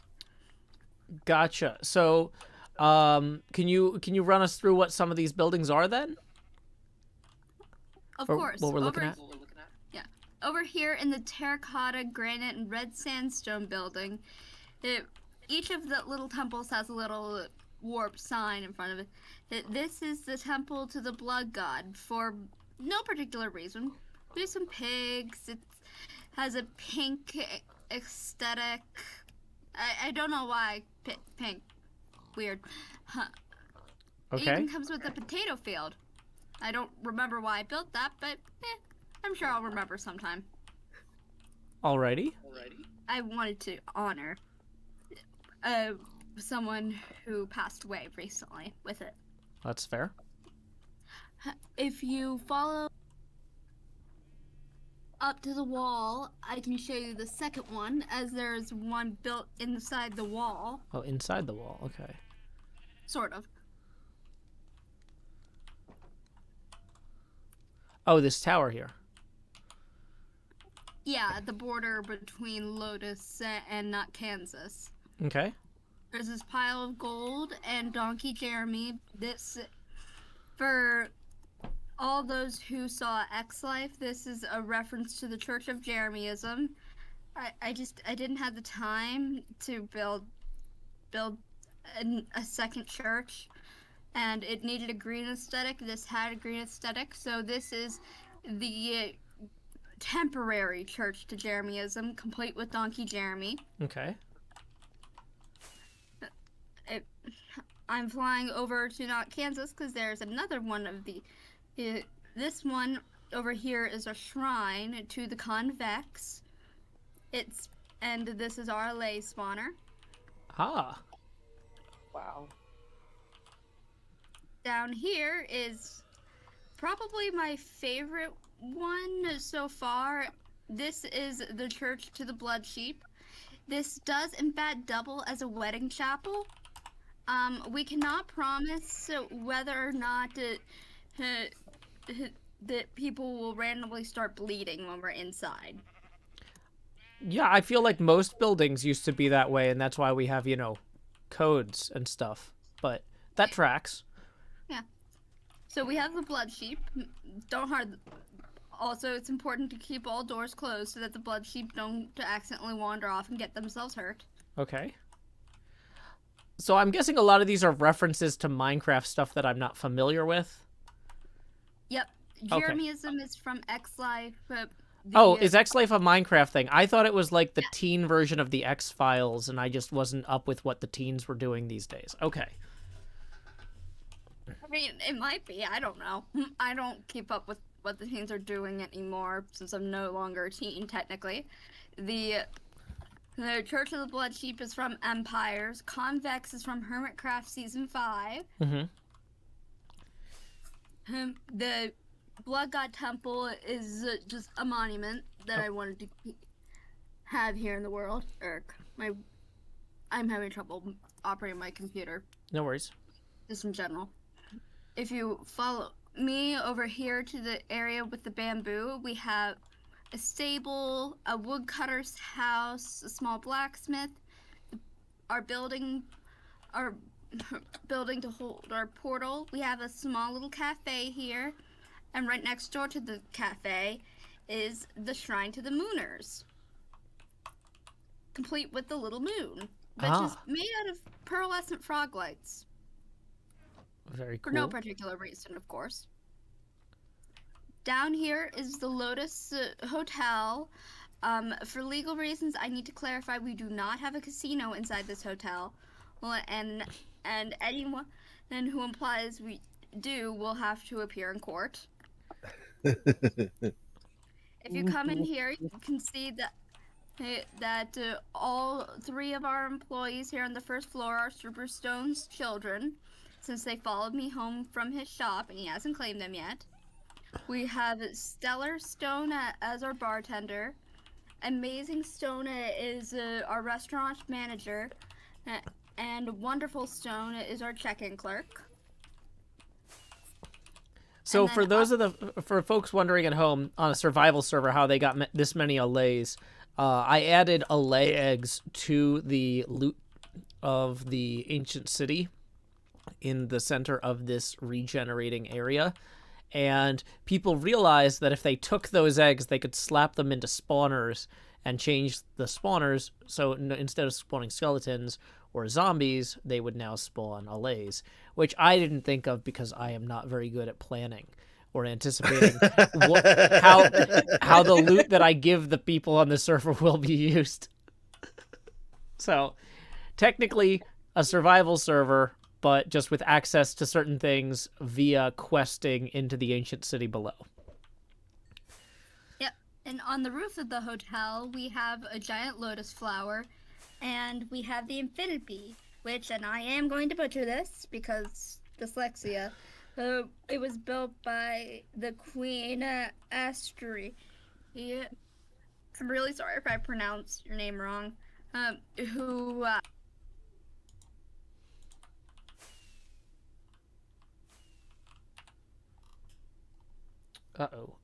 did I... I should at least include one that you were a part of, Joe. Mm-hmm. It's your server.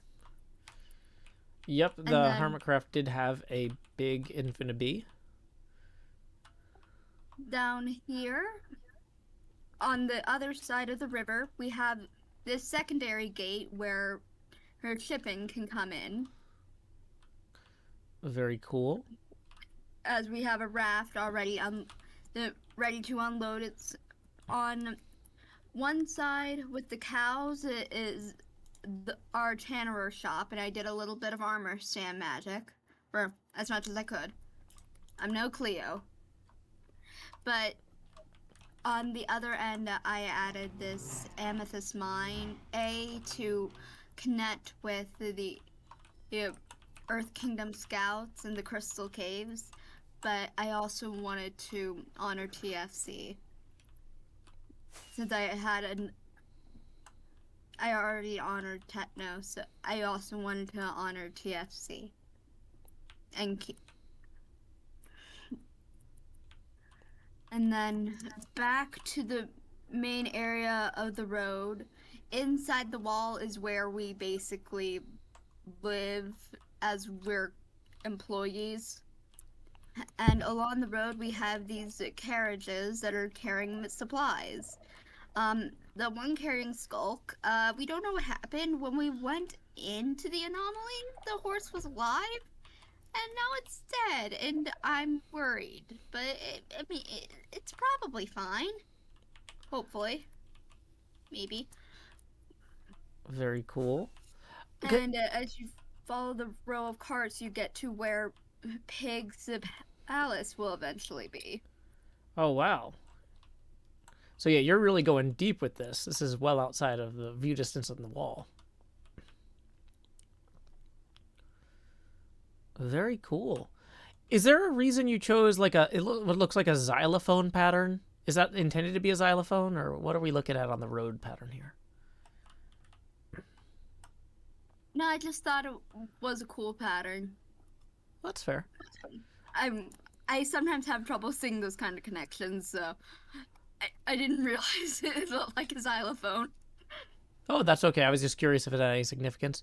Let's go down the line real quick. We are running out of time, though, on this build. Boots, any thoughts or questions? Up here is the lift to connect to Earth Kingdom Scouts, since it was a really sharp terrain change. Gotcha. And you constructed the lift on your end? Yes. Very cool. Nice. Oh, that's a nice big lift. That's very cool. I do like the amethyst tunnel to the Earth Kingdom also. These like gates through the mountains have been really phenomenal. And you have a lot of like pop culture references, I think, to things in the Minecraft community that I'm not very familiar with, but it seems like they're very like clever miniature references to things, which is pretty neat. Mm-hmm. Janie, any thoughts or questions? I really love the wall. I guess it would be the main wall. I like the different blocks that were used. Because it kind of gives it a little bit more depth and a little bit more character. I also love the fact that like you can live in the wall. You know, there's stuff within the wall, so it makes the wall actually pretty cool. I kept going in and out of the wall while the tour was happening too. I was like, wait, what's on this side? You know, like what's in here? What's going on in here? So I really did love that aspect, and I love the different references that was made within the build, because it was like paying homage to multiple people, multiple things. I love it when I see builds where the builders have a connection with what they've built. So I enjoyed it. I think it was really great, and I love the bee.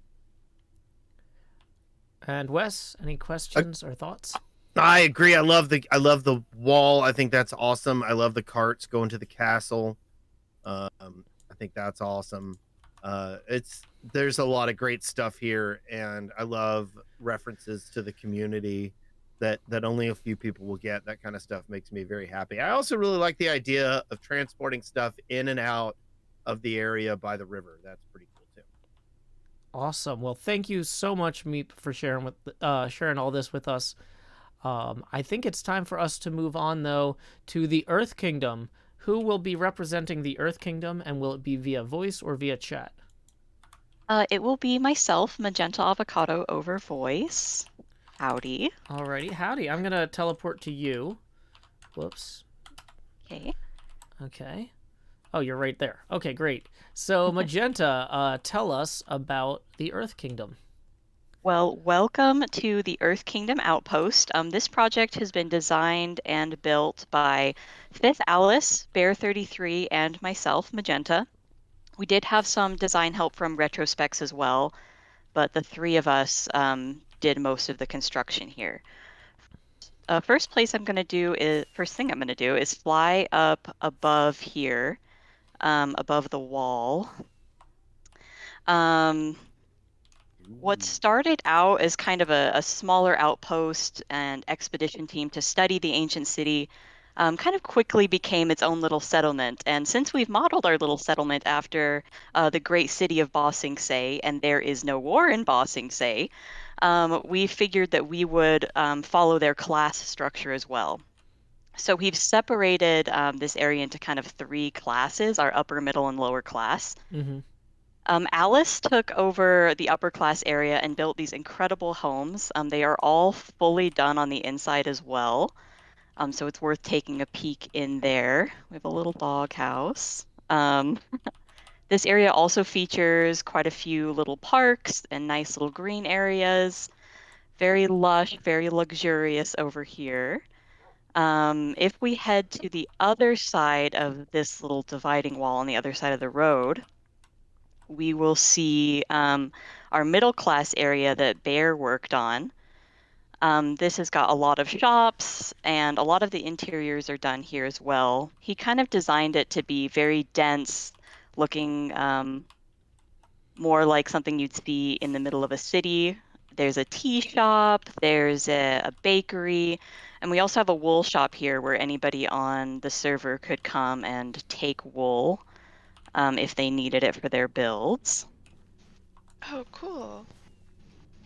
If we head back to the road and continue heading south, we will be on the Grand Bridge facing the gate that overlooks the lower class area. These poor, unfortunate people cannot afford proper land, so they have made a little home for themselves on the wall of this little ravine here. You can see our gate to enter the anomaly, or rather keep souls that don't wish to wander in there out. It features the Earth Kingdom symbol, and then the wall also has the Earth symbol from the show Avatar: The Last Airbender. If you look actually underneath the bridge, there's some really cool supports to that as well. And then if we keep heading south, there's a little cabbage field among all of the wheat, because what would we be without our cabbages? My Yes, my cabbages! Exactly. And then to the south, we do have a little earthbending arena, kind of modeled after where you meet Toph, the blind bandit, and if you stand on those little birch logs and kind of punch the air a little bit, it can look like you're earthbending. What? Wow. Oh my god. We'd like to hold petitions here at some point. I think it would be a good venue. Mm-hmm. That sounds very reasonable. I like that that's your portal entrance too, so when people come and visit, they see this. And then we head towards the end of our area where we meet up with the Warden Hunters, and our road kind of dries or becomes wet and muddy like their area. So we have a transition on the road, and then this little dividing wall here has kind of our color palette on one side and their color palette on the other. Very cool. So thank you so much. This has been fantastic. I love all the work that's gone into this. Boots, do you want to jump in first? Yeah. Oh my goodness. So, as a huge fan of Avatar: The Last Airbender, I am loving the very strong pillars you have for the bridge and this very Earth Kingdom vibe that you've gone really captured so well for everything here, and between just the blockiness of things with the I forget what they're called, the little curving up pieces on the roof trimmings. Oh, I don't know what they're called either, but I know what you're talking about. Yeah, yeah. It's so cool, and I love the Earth Kingdom symbol pattern built into some of those white walls. This is just gorgeous, and you can really see the like landscaping tone and the Oh, color thank choices you. you use for the blocks on everything that's gold. Like really makes it look like gold, and I'm so impressed. Like this is really beautiful. Thank you. I We would I tried would to like to maintain visit. the the natural landscape as much as possible. And Bear also mentioned that Fifth Alice made us all matching skins, so we all have little outfits. Oh, do you? Let me Oh teleport my to you god. again real quick so I can see. Alice, we're on the road if you wanna. Oh. Oh, there you are. There you are. Oh Yeah. my god. Oh, that's very Oh my adorable. god. So, Janie, do you have anything you want to jump in with? Gosh, this is beyond amazing. I love the Avatar theme.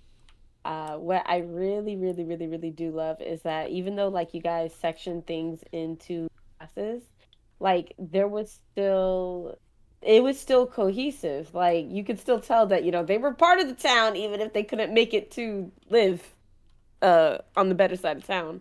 I like the fact that you have this gate here. Like I don't know why this gate looks just oh my gosh, this gate looks just so beautiful, especially like up close, the diversity of the blocks that you use and just the scheme. It all worked. And then I also want to point out how when you go over to the next outpost, how on one side there is the scheme of your town, and then on the other side is the scheme of their town. So I feel like you guys like really work to try to blend into the next town. So I enjoyed it. I think that this is amazing.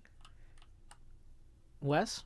Yeah, what I really like is the attention to detail when there didn't need to be any. For instance, here across the street from the arena, the road is still going along, and so the flags and the greens, the green coloring are over here off the edge of the as decorations on the side of the road. And then back at the beginning, there are those vertical arcs underneath the road. All the detail is just excellent. There's the patterns on the wall. It's all good.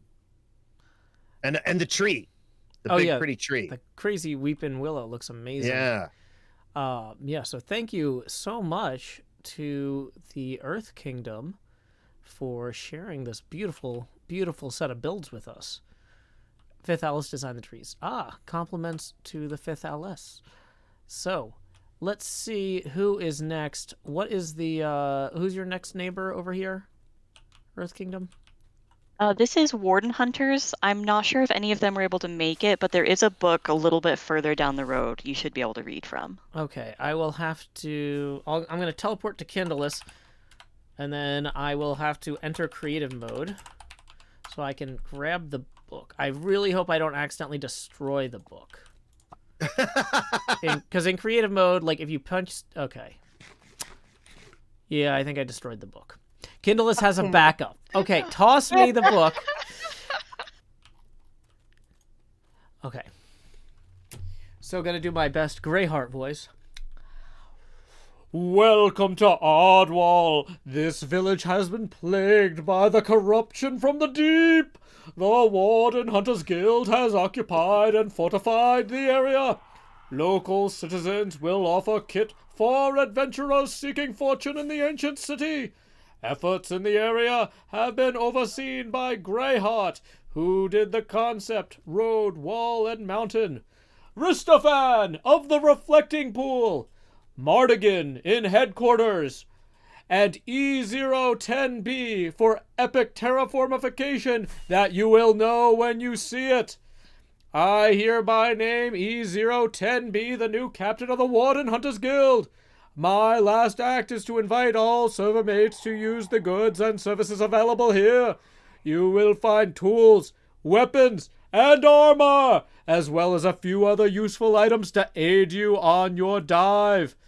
Finally, I have emptied my ender chest and hidden my most valuable possessions within the ancient city. May swift silence serve you. Stealth is optional. Victory is not. So, I have no retention when I'm doing that voice. Hopefully some of that's helpful when we fly around to you judges, though. But yeah, so the Warden Hunters are themed around presumably delving into the ancient city of Valhalla. Okay, people are... Vinchoken is like, Joe, I can't believe you broke that. Look, I tried the other mouse button and it rotated it. The theme is Mordheim. Wait, is Mordheim the house from Metalocalypse? Or is that Mordhouse? What is Mordheim? This is why we really benefit from having an expert. Like The Witcher. I don't know what that is. But, it's a Game Workshop's tabletop game. Gotcha. Okay. It's a Warhammer tabletop strategy game. There is a network of skulk charge spreaders to slowly, naturally cover up the area, showing the spread of the anomaly. Very cool. So, yeah, I don't really know enough about what we're looking at here to describe any of it. But, it's definitely got kind of a rustic encampment feel. We got some logs here. We got, like, one fortified structure. That's cool. What is the team name? Whoa. The team name for this one is the Warden Hunters. Wes, what did you find? The big ravine just inside the boundary. Just to the go past the gate and then turn a little to the left and drop down into the cave here. The big inn. Oh yeah, this. Yeah, now that is naturally occurring. No, I know. Crazy. I know. Minecraft, everybody. You can see the there's a bedrock wall that separates their area from the I intended for that bedrock to go a little bit higher than that, but whatever. It's fine. I'm the one that placed the bedrock. That's on me that doesn't go to the top there. So yeah, so then we got a guild hall.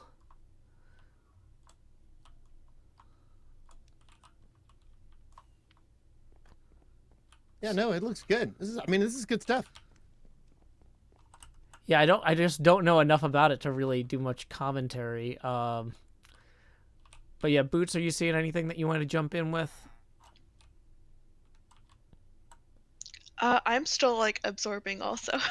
No, that's fair. That's fair. Usually The we get guild hall is really cool. Like that building you just passed by also. Mhm. I don't know if that one was the guild hall. But I yeah, loved this one. the Oh, the roof has got like a chunk missing out of it in a way that Yeah. like looks intentional, maybe? Maybe not. I don't know. yeah, like rubble. Yeah, oh yeah, because part of it's fallen down there. Yeah, that's a really cool touch. What does the sign say? Warden Hunters Guild Hall. Ah, that's guild hall. Okay. Yeah, no, it looks good. Yeah, this feels like a very functional adventuring outpost. I love the very trad lodging upstairs that you just looked at. It feels very like a Zelda game somehow. Yeah.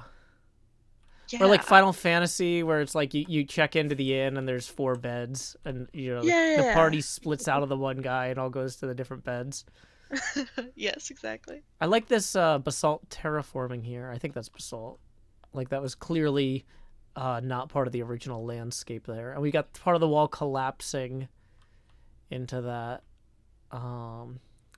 Ooh. Very cool. Yeah. Janie, anything you want to jump in with? Yeah, so I had accidentally, because like, I don't Minecraft well. I had accidentally like went through, like I just kept on going down and I went through places. I did have a question. Is part of their build like the underground part? Because if you go underground, this is purposely done. Like I don't Wait, like which by part? by where you were just at, let's see here, the hall. If you go directly underground. Oh, yeah. Okay, so he's got some sort of skulk spreader that will spread the corruption of the skulk over time. I didn't know that was possible. Yeah, so because basically if you follow it in various areas, you see that it is spreading. Like, so I thought that was actually really cool. I wasn't sure though at first if that was a you thing or if that was a them thing. No, that's a them thing. I didn't do that. So I actually like that. I thought that was pretty cool. Yeah, for this like dungeony, kind of like fantasy atmosphere, having an actual dungeon is really cool. Indeed.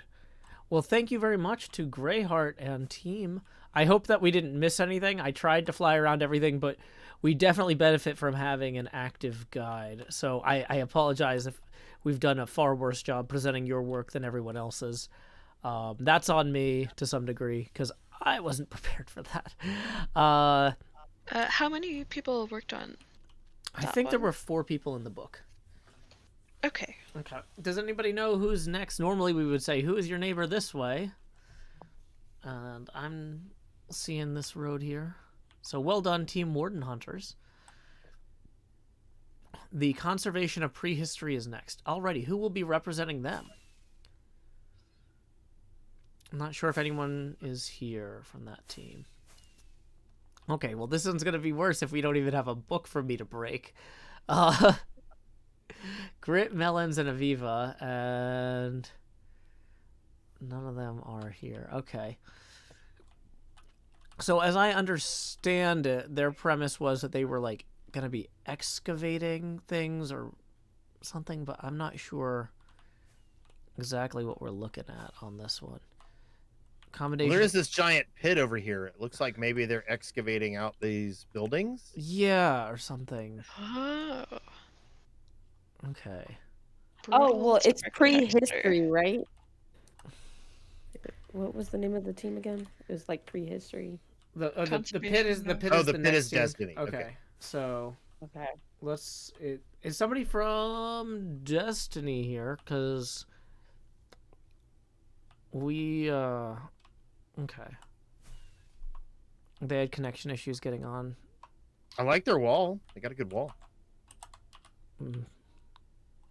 I'll go ahead and fly by that. Yeah, the wall. Oh, yeah. So, yeah, this is definitely a great start. But, yeah, so one of the things is that these builds weren't necessarily required to be complete today. Because the idea is that this server is going to stay up for probably another year or so, right? And so, you know, while it is not necessarily going to help their placement in terms of getting priority choice for upcoming parades, they still have another year to work on this area. Like, none of these builds are static at this point, right? So I'm very curious to see what they come up with. Greyheart says that this group's intention was to investigate and contain the anomalies somehow. So I wonder if the inside of their wall has not too much. Okay, well, so, yeah, apologies to this team. I didn't realize you guys weren't going to have anybody here. I didn't have a plan for if teams weren't going to be here. And that I'm realizing that was a bad plan. Not having a plan. So, okay. So apologies to Society for the Conservation of Prehistory. Let's move on to Destiny. Is Destiny here? The intern is. Please state your name, the names of your team members, and what you're working on. Yeah, I was kind of put in last minute, but I'm unlimited creativity. Our CEO, due to health issues and the private plane not landing on time, is not here to present. And our 2 colleagues, Captain Sparrow and Sakara, also helped with the build. There is a book that's been left for me on the far side that I can kind of present a little bit information. Yeah, so Destiny is Okay, you're kind of cutting out there. Could you restart that sentence from Destiny is? Sure. This whole push to talk thing, just the intern, Joe. Yeah, so under Desiree Fire's leadership, Destiny Corp is a monument to our capitalist overlords, and may the gods of the stock market bless us.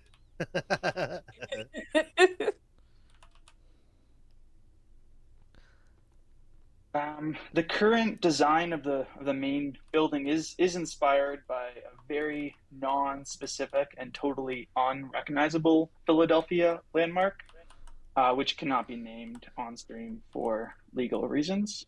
But if you are in Discord, I threw the link there so you can take a look and appreciate the likeness. The main structural frame that Joe is sort of swooping around has been completed in copper with one set of floors sort of completed in glass, but this is really just an example of the final design. The remaining outer glass is still to be completed. The main lobby, sort of on this side, the far side, I guess, from where you folks were coming in, features live birch trees and a stunning entry view. And the upper section of that, as you go up those escalators, boasts on the right a phenomenal coffee bar and cafe. And on the left features the Orb. The Orb is an intimate IMAX-like experience, according to the corporation's website.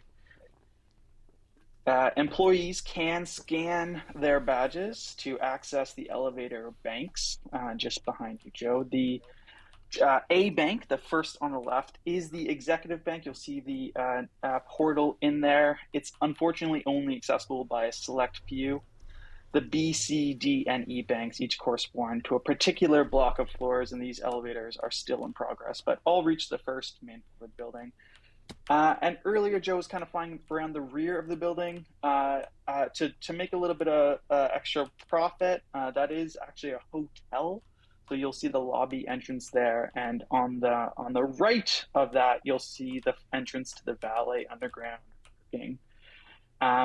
And as you go up from there into the sky, there's an antenna designed up to world build height. We thought it was important to recognize the size, scale, and profit of the corporation. We do have collected a few comments on the build from people who have seen the real building inspiration. Quote, it's eerily similar, and quote, whoa. And then on the far side again, and yeah, Josie, you're flying there, you'll see sort of the entrance to Bahala. On the far side, there's also an employee mega center, building of chaos and functionality. The uppermost floor features our employee bunks for our live-in employees, including me, Unlimited Creativity, as an intern, as well as our sorting machines. Yeah, so as I said, Desiree Fire is the CEO, and under their leadership, Captain Sparrow as CTO, Sakura as EVP, and then me, Unlimited Creativity, as miscellaneous and all-around good boy. We do have Jeb representing us as our sales rep inside the employee building. I asked him to join the stream, but he was a little busy today, making us profit. And a special mention to Bear for much diggy help, the book says. Yeah, I probably can't answer any of your questions, but please go ahead and ask. I mean, I guess the first question I have is, did you make the pit to accommodate the scale of the building to keep it at the same scale as the real one in Philadelphia? Yeah, that's correct. So under Dez's leadership, they provided floor plans to the actual building. So eventually, basically, so that we can get from the ground level up to world height, we needed the size. So the road itself will eventually be sort of an overpass. There was a suggestion to spray paint our corporate values on the overpass to really help folks, things like diversity and meetings. Fantastic. Boots, any thoughts? This has a lot of potential, and I really love the outside architecture bones. Like this front entrance area with the, what are they called? Like the car stopper posts. Yeah, absolutely. Yeah, yeah, it's really, really cool. The I'm getting the corporate heebie-jeebies for sure. A plus. I'm excited to see this one continue to get fleshed out. Thanks, Vince. Jamie? Increased productivity. My favorite values: diversity in meetings. Janie? Yes. So I liked I liked the s- the narrative base of this, like the fact that it's a big corporation and everything like that, and then they're the intern. Like I thought that that was actually like really really really great. um I really enjoyed the special access for the elevators as well as the orb. Like I kind of want, well, I try to go, look, I want to be in the orb, okay? When you go inside the orb, there's actually stairs in the orb, all right? Like there's stairs in that orb. Or is that supposed to be like seat? Whatever. Well, There's stuff in the orb. I'll go look in the orb because I haven't been in the orb yet. Yeah, well, because I think it was supposed to be like an IMAX center or whatever. So I guess it's a theater. Yeah. Oh yeah. So like, there's stuff in the orb, and I low key want to like watch something in the orb. So Yeah, it's got like planetarium vibes. yeah. It reminds me of going to like the Aerospace Museum and going into the IMAX theater, but it's an orb. Like, wouldn't you want to look at a production in the orb? So I thought that that was really cool. I also think that it's really nice how everything is structured in such a corporate way. Going into corporate buildings, this is literally how creepy they look inside. And I say creepy because like everything is perfect. Everything is perfect, and you're like, I don't want to touch anything. I don't want to touch anything. So I thought it was great. The escalator's amazing, and yeah, I loved it. Thanks, gentlemen. Wes? Well, they hit on all my stuff. It all looks great. Good job. And yeah, it does. It has a lot of potential. I can't wait to see what it's like later. Appreciate that. Thanks, Wes. And here we are back at Business Unikitty here. So that means that we have gone full circle visiting all 12 areas. I think it is time for our judges to dismiss to the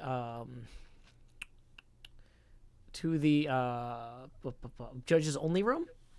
Okay. And so here's what so you guys, if the three of you can compare your notes and create a cohesive list to DM me to announce, then that would be fantastic. Do you need me to go into the judges room and answer questions or give any further instructions for that? We probably have it. We probably have it. We should be good. Okay, great. I'm going to stay out here with my mic on then, and I'm just going to kind of fly around. If you guys don't get back to me in 5 minutes, I will mute the stream and go check in on you. That sounds good. Okay. Alrighty. Thank you, judges. Okay. All right. Well, folks, thank you so much for joining us for this fantastic, incredible build contest. We have 12 groups competing to pick who gets to get first choice, second choice, third choice, etc. for the parade float build contest we have coming up. These are all fantastic builds. Some of them are not done yet, but you know what? If those folks aren't going to be hosting a parade until like 3 months out, well, this is what people got done in 2 months. You know, these places could look even more spectacular by then. So I'm really excited to see. We're going to be revisiting each of these areas over the course of the next year for a different parade. Everybody gets to host one event. So it's not like they're going to bump each other off. It's just who gets first choice for which holiday that we're going to be determining today. So we have a lot to see, a lot to do. I mean, or we've already seen a lot. We've already done a lot. but we're going to see and do more over the course of the next year. This server, we are not anticipating a reset anytime soon, so this is a lot of potential here. I am very excited. We are currently flying around the first area we visited, Team Radicals, and then we are going to move on to the Transcontinental Railroad. Superstone says, Hermitcraft better not surprise reset again. Yeah, I know, right? I would also like that. Queen Dark Lady says, I didn't really get to show off my interiors.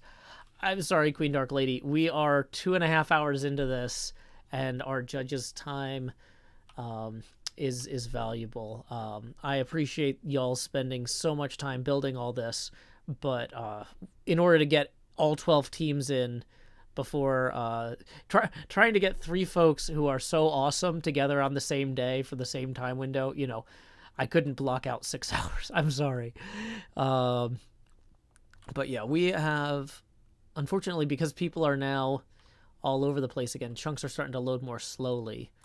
This is what I get for trying to teleport around too much. Dang it. I should probably just pick a place and stay there. But we'll go ahead and let this load.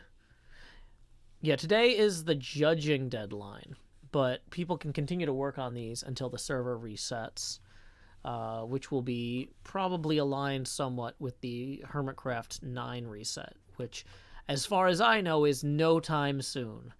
I have a ton left to do on the Hermitcraft server, and I will be really mad if they do a surprise reset. If somebody crashes the sun into Hermitcraft, oh, you're going to see an angry face from Joe Hills. Season 9 Infinity. I know, right? So, we're just going to let this load in here. Yeah, Meteor Strike. Sun big. So we are just waiting on our judges to get back to us with their final analyses. I've instructed them each to be kind of ranking the cities as we go, or the outposts as we go, and then basically they're going to combine and average their lists as best as they can, trying to discuss among themselves what they think is the appropriate ranking. They were not provided a strict points-based rubric because honestly that sort of thing is difficult to do on a one-off like this. It's easy to do points-based stuff if you're doing like 8 of these a year and you really get a sense of them. But basically, I explained to them, here's what we told the teams that should be valued and that they would be evaluated on. Keep those things in mind as you rank them. So, I expect we will see some results soon. Ay. There's so much cool stuff here. I'm like, I don't know why I'm so tired, but like, y'all are just like bombarding us with cool stuff for the last 2.5 hours. That's taken a lot out of me. Like, I mean, if I watched, you know, it's like going to an IMAX for 2.5 hours where you're just like, well, that was really neat, but like, my body. Teleport to Kindle us? Why are we doing that?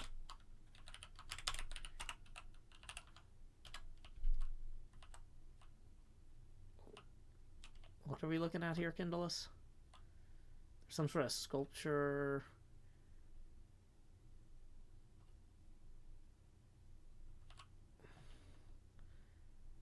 Oh, that's Mortigan's build in the anomaly. I almost reset the anomaly before this stream, so I am glad that I did not do that yet. That's pretty awesome. And this, to be clear, was built in the reset zone, so this will be destroyed next time we do a reset.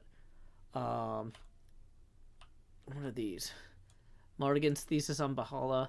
Minecraft is an imitation of the form of God. Presented for your consideration. Be kind, rewind. Statues are related. I just got... just like... Nice. Mardigan's whole thing is building giant ephemeral art. Very cool, Mardigan. Very cool. Am I going to be able to find my way? If I go long enough in any one direction, we'll eventually hit a build team.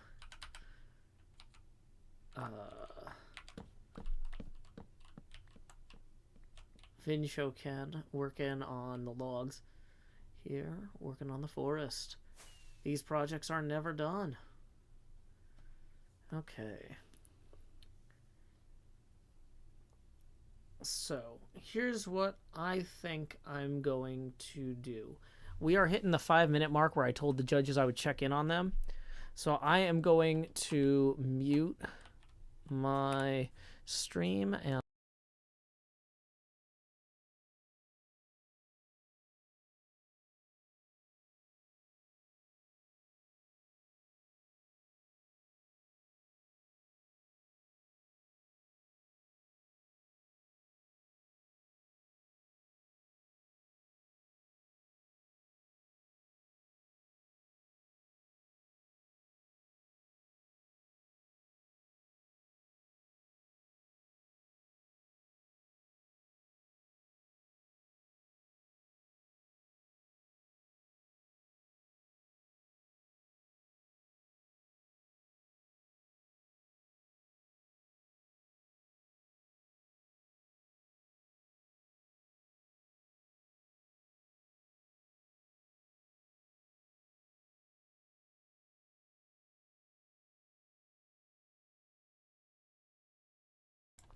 okay, so welcome back, everybody. I just muted real quick to go check on our judges. They are halfway through reconciling their lists, so I probably should have given them 10 minutes. We'll know that for next time. But yeah, there's not a hard mathematical thing. They're kind of negotiating, discussing, comparing the different builds. So we are just taking in some of the majesty here. I love these telegraph wires, even though everybody keeps calling them telephone wires. I'm pretty sure they're telegraph wires because, you know, they didn't have telephones. Telephone line. Oh, they're telephone lines. Gotcha. Very cool.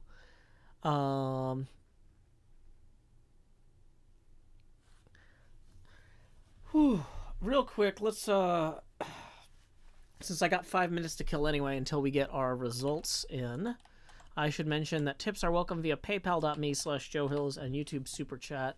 I'm currently rotated at 160 degrees, but if you would like to rotate my camera further, each dollar will be 1 rotation, or 1 degree of rotation. Also, technically, if we hit 360 degrees, it summons the Beetlejuice, which is slightly cheaper than, if you want to discount Beetlejuice, getting it during a rotation stream is the way to do it. Because I did the math, and it's slightly more than $360 to get the Beetlejuice on normal expansions. I love this teleporting sheep UFO. There's just so many fun little things.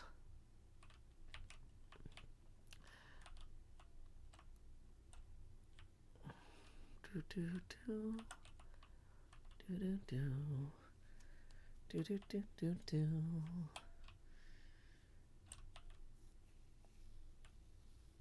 Great value Beetlejuice. Yeah. Oh boy, I'm sorry I'm not talking so much. I'm like overwhelmed. Like there's just so much stuff here. Like y'all really, I've gone out of my way to avoid looking at this place much. The last few weeks, like I checked in occasionally in the early days just to see what was going on, but like I kind of wanted to come into this like fresh, and wow. Vinshoken says, yes, pay attention to that curved road. Malora and I worked hard on that. Oh, this pays off. Oh, sorry to hear that, Quiet Devious One. Hope your car repair goes well, though. Gary Fuller says, the number of things in the various builds is just incredible. Yeah, it's wild how much, you know, a few people can do, just bouncing off each other and being creative together. And this is something that I really liked last season in Hermitcraft, was working together with Cleo on that castle. I felt like it was a start, but like both of us last season were really distracted. Both of us last season were really distracted. And so we didn't really get to collaborate quite as much as we were hoping. Like, this current season, my pinball machine build is going to take a lot of time. There's no way to make that a joint effort, really. But yeah, it's something to think about, like for in the future. Like, I would love to do stuff at this scale, and like I could. It just, I don't know. It doesn't occur to me, I guess, or something. I don't know. This is really neat. I feel like it's stretching me out creatively, just seeing all these incredibly brilliant things people have come up with. Hello. Hello. You return. You do return. Okay, is one of you guys gonna DM me the list? Yes. Okay. DMing you right now. Okay. Cool. From So that's 1st to 12th. 1st to 12th. Okay. So I think in the interest of keeping... Okay, so last time we had to do this top to bottom so that way we could assign the holidays. But this time we aren't constrained that way. So we are going to count up from bottom to top.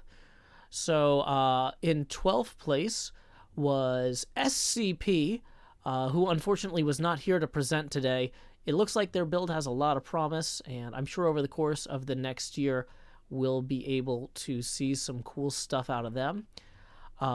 Next up in 11th was the Warden Hunters. Once again, because we couldn't get a presentation from them, it's hard to know. I hope that we saw the things we needed to see, but a lot of cool stuff there. Yeah, there was nothing that didn't have potential. Nothing there that we were like, oh, this is bad, you know? Yeah, all of these builds are super high quality. It's just this is a fierce competition, y'all. Yeah, it really is. In 10th place was Team Destiny with their unfinished brutalist architecture. Also notably, their road was not 18 blocks wide, which I chose to be generous and not disqualify them on that because they have plenty of time to expand that. But that is technically one of the requirements to host the parade. So before they get their parade going, they're going to have to sort out their road. So anyway, congrats to Destiny for 10th place. Moving into 9th place, we have Team Lotus, led by Meep. Congratulations, Meep, for that. Beyond that, in 8th place, we had Team Shiny with their fantastic Firefly-inspired build. And in 7th is their neighbor, Team Blackwater. Wow, okay. This is kind of one of those things where, like, I gotta say, y'all are all so competitive. It's like, I really liked, like, Shiny and Blackwater are both super awesome builds. And, like, we're just now breaking into the top half, though, to move on to, in 6th place, Kinda Toxic, which is also a ludicrously amazing build. Like, this really says something, I think, about the overall quality of the creativity and the hard work and the teamwork on this server, that something so spectacular is you know, in the middle of the pack. This is not an insult to you, Kind of Toxic. This is, like, just to give a sense of context. Like, this is an incredibly fierce competition with incredibly talented builders and just so much impressive coordination. Yeah, we spent a good amount of time trying to figure out how to place that one because it was really, really cool, and I still feel like I witnessed actual magic. Wow, yeah. I did not know what to expect. Like, y'all are using the game in all sorts of incredible ways. So congratulations to Kinda Toxic for 6th place. 5th place was Team Gamer with their incredible transcontinental railroad. Vin Shokan, your incredible mountain. It looked amazing. As Janie Laney is mentioning in chat, this is so hard to judge. This is one of the reasons I'm glad that I don't have to judge this. Because I'm not gonna say that y'all are wrong with this order at all, but I having to look at this and make decisions like you all had to make, very, very challenging. Let's see. Fourth place was the incredible Holland from Team Amsterdam. And so then we're going to move on to the final three. Now, I don't know if any of y'all have watched the show America's Funniest Home Videos, but when it comes to the top three in America's Funniest Home Videos, Wes, you're probably old enough to remember this. Do you remember the order they would do them in? No. So, in order to maintain suspense, they would announce second place, then third place, and then congratulate the first place winner. Interesting.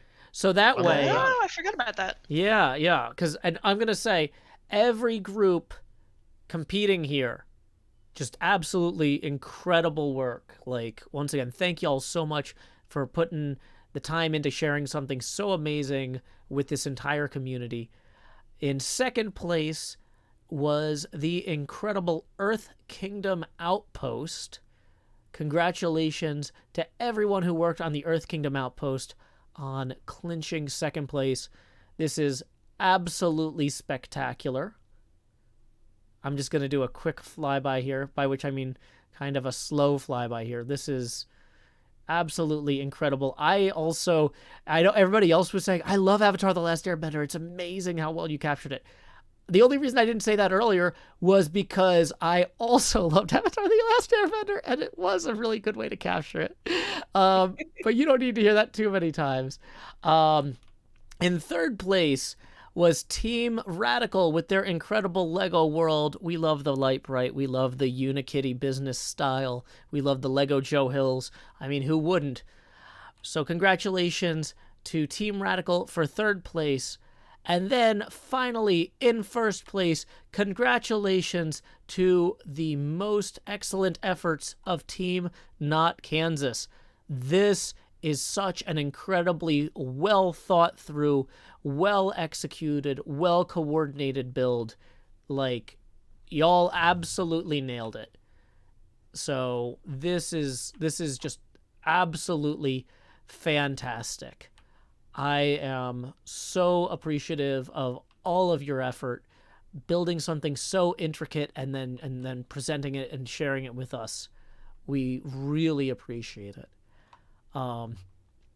Yeah, so before we go, I want to once again thank our incredible judges. Let's see.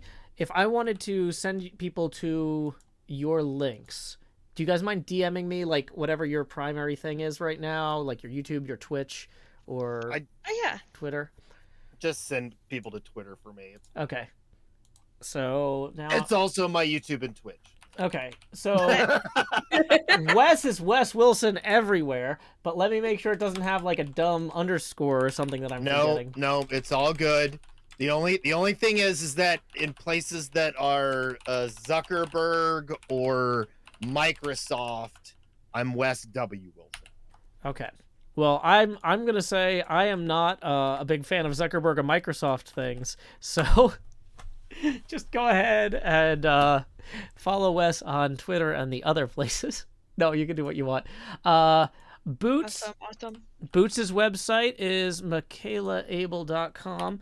Boots, do you have any books or anything that you can mention that people should keep an eye out for? I know sometimes you're working on stuff you can't announce yet. Yeah, so I do have some stuff that will be coming out soon. I will be part of an upcoming Unbreakable anthology release with a Vietnamese D&D adventure. I'm very excited about. Got to kind of write stuff inspired by the fantasies of my culture.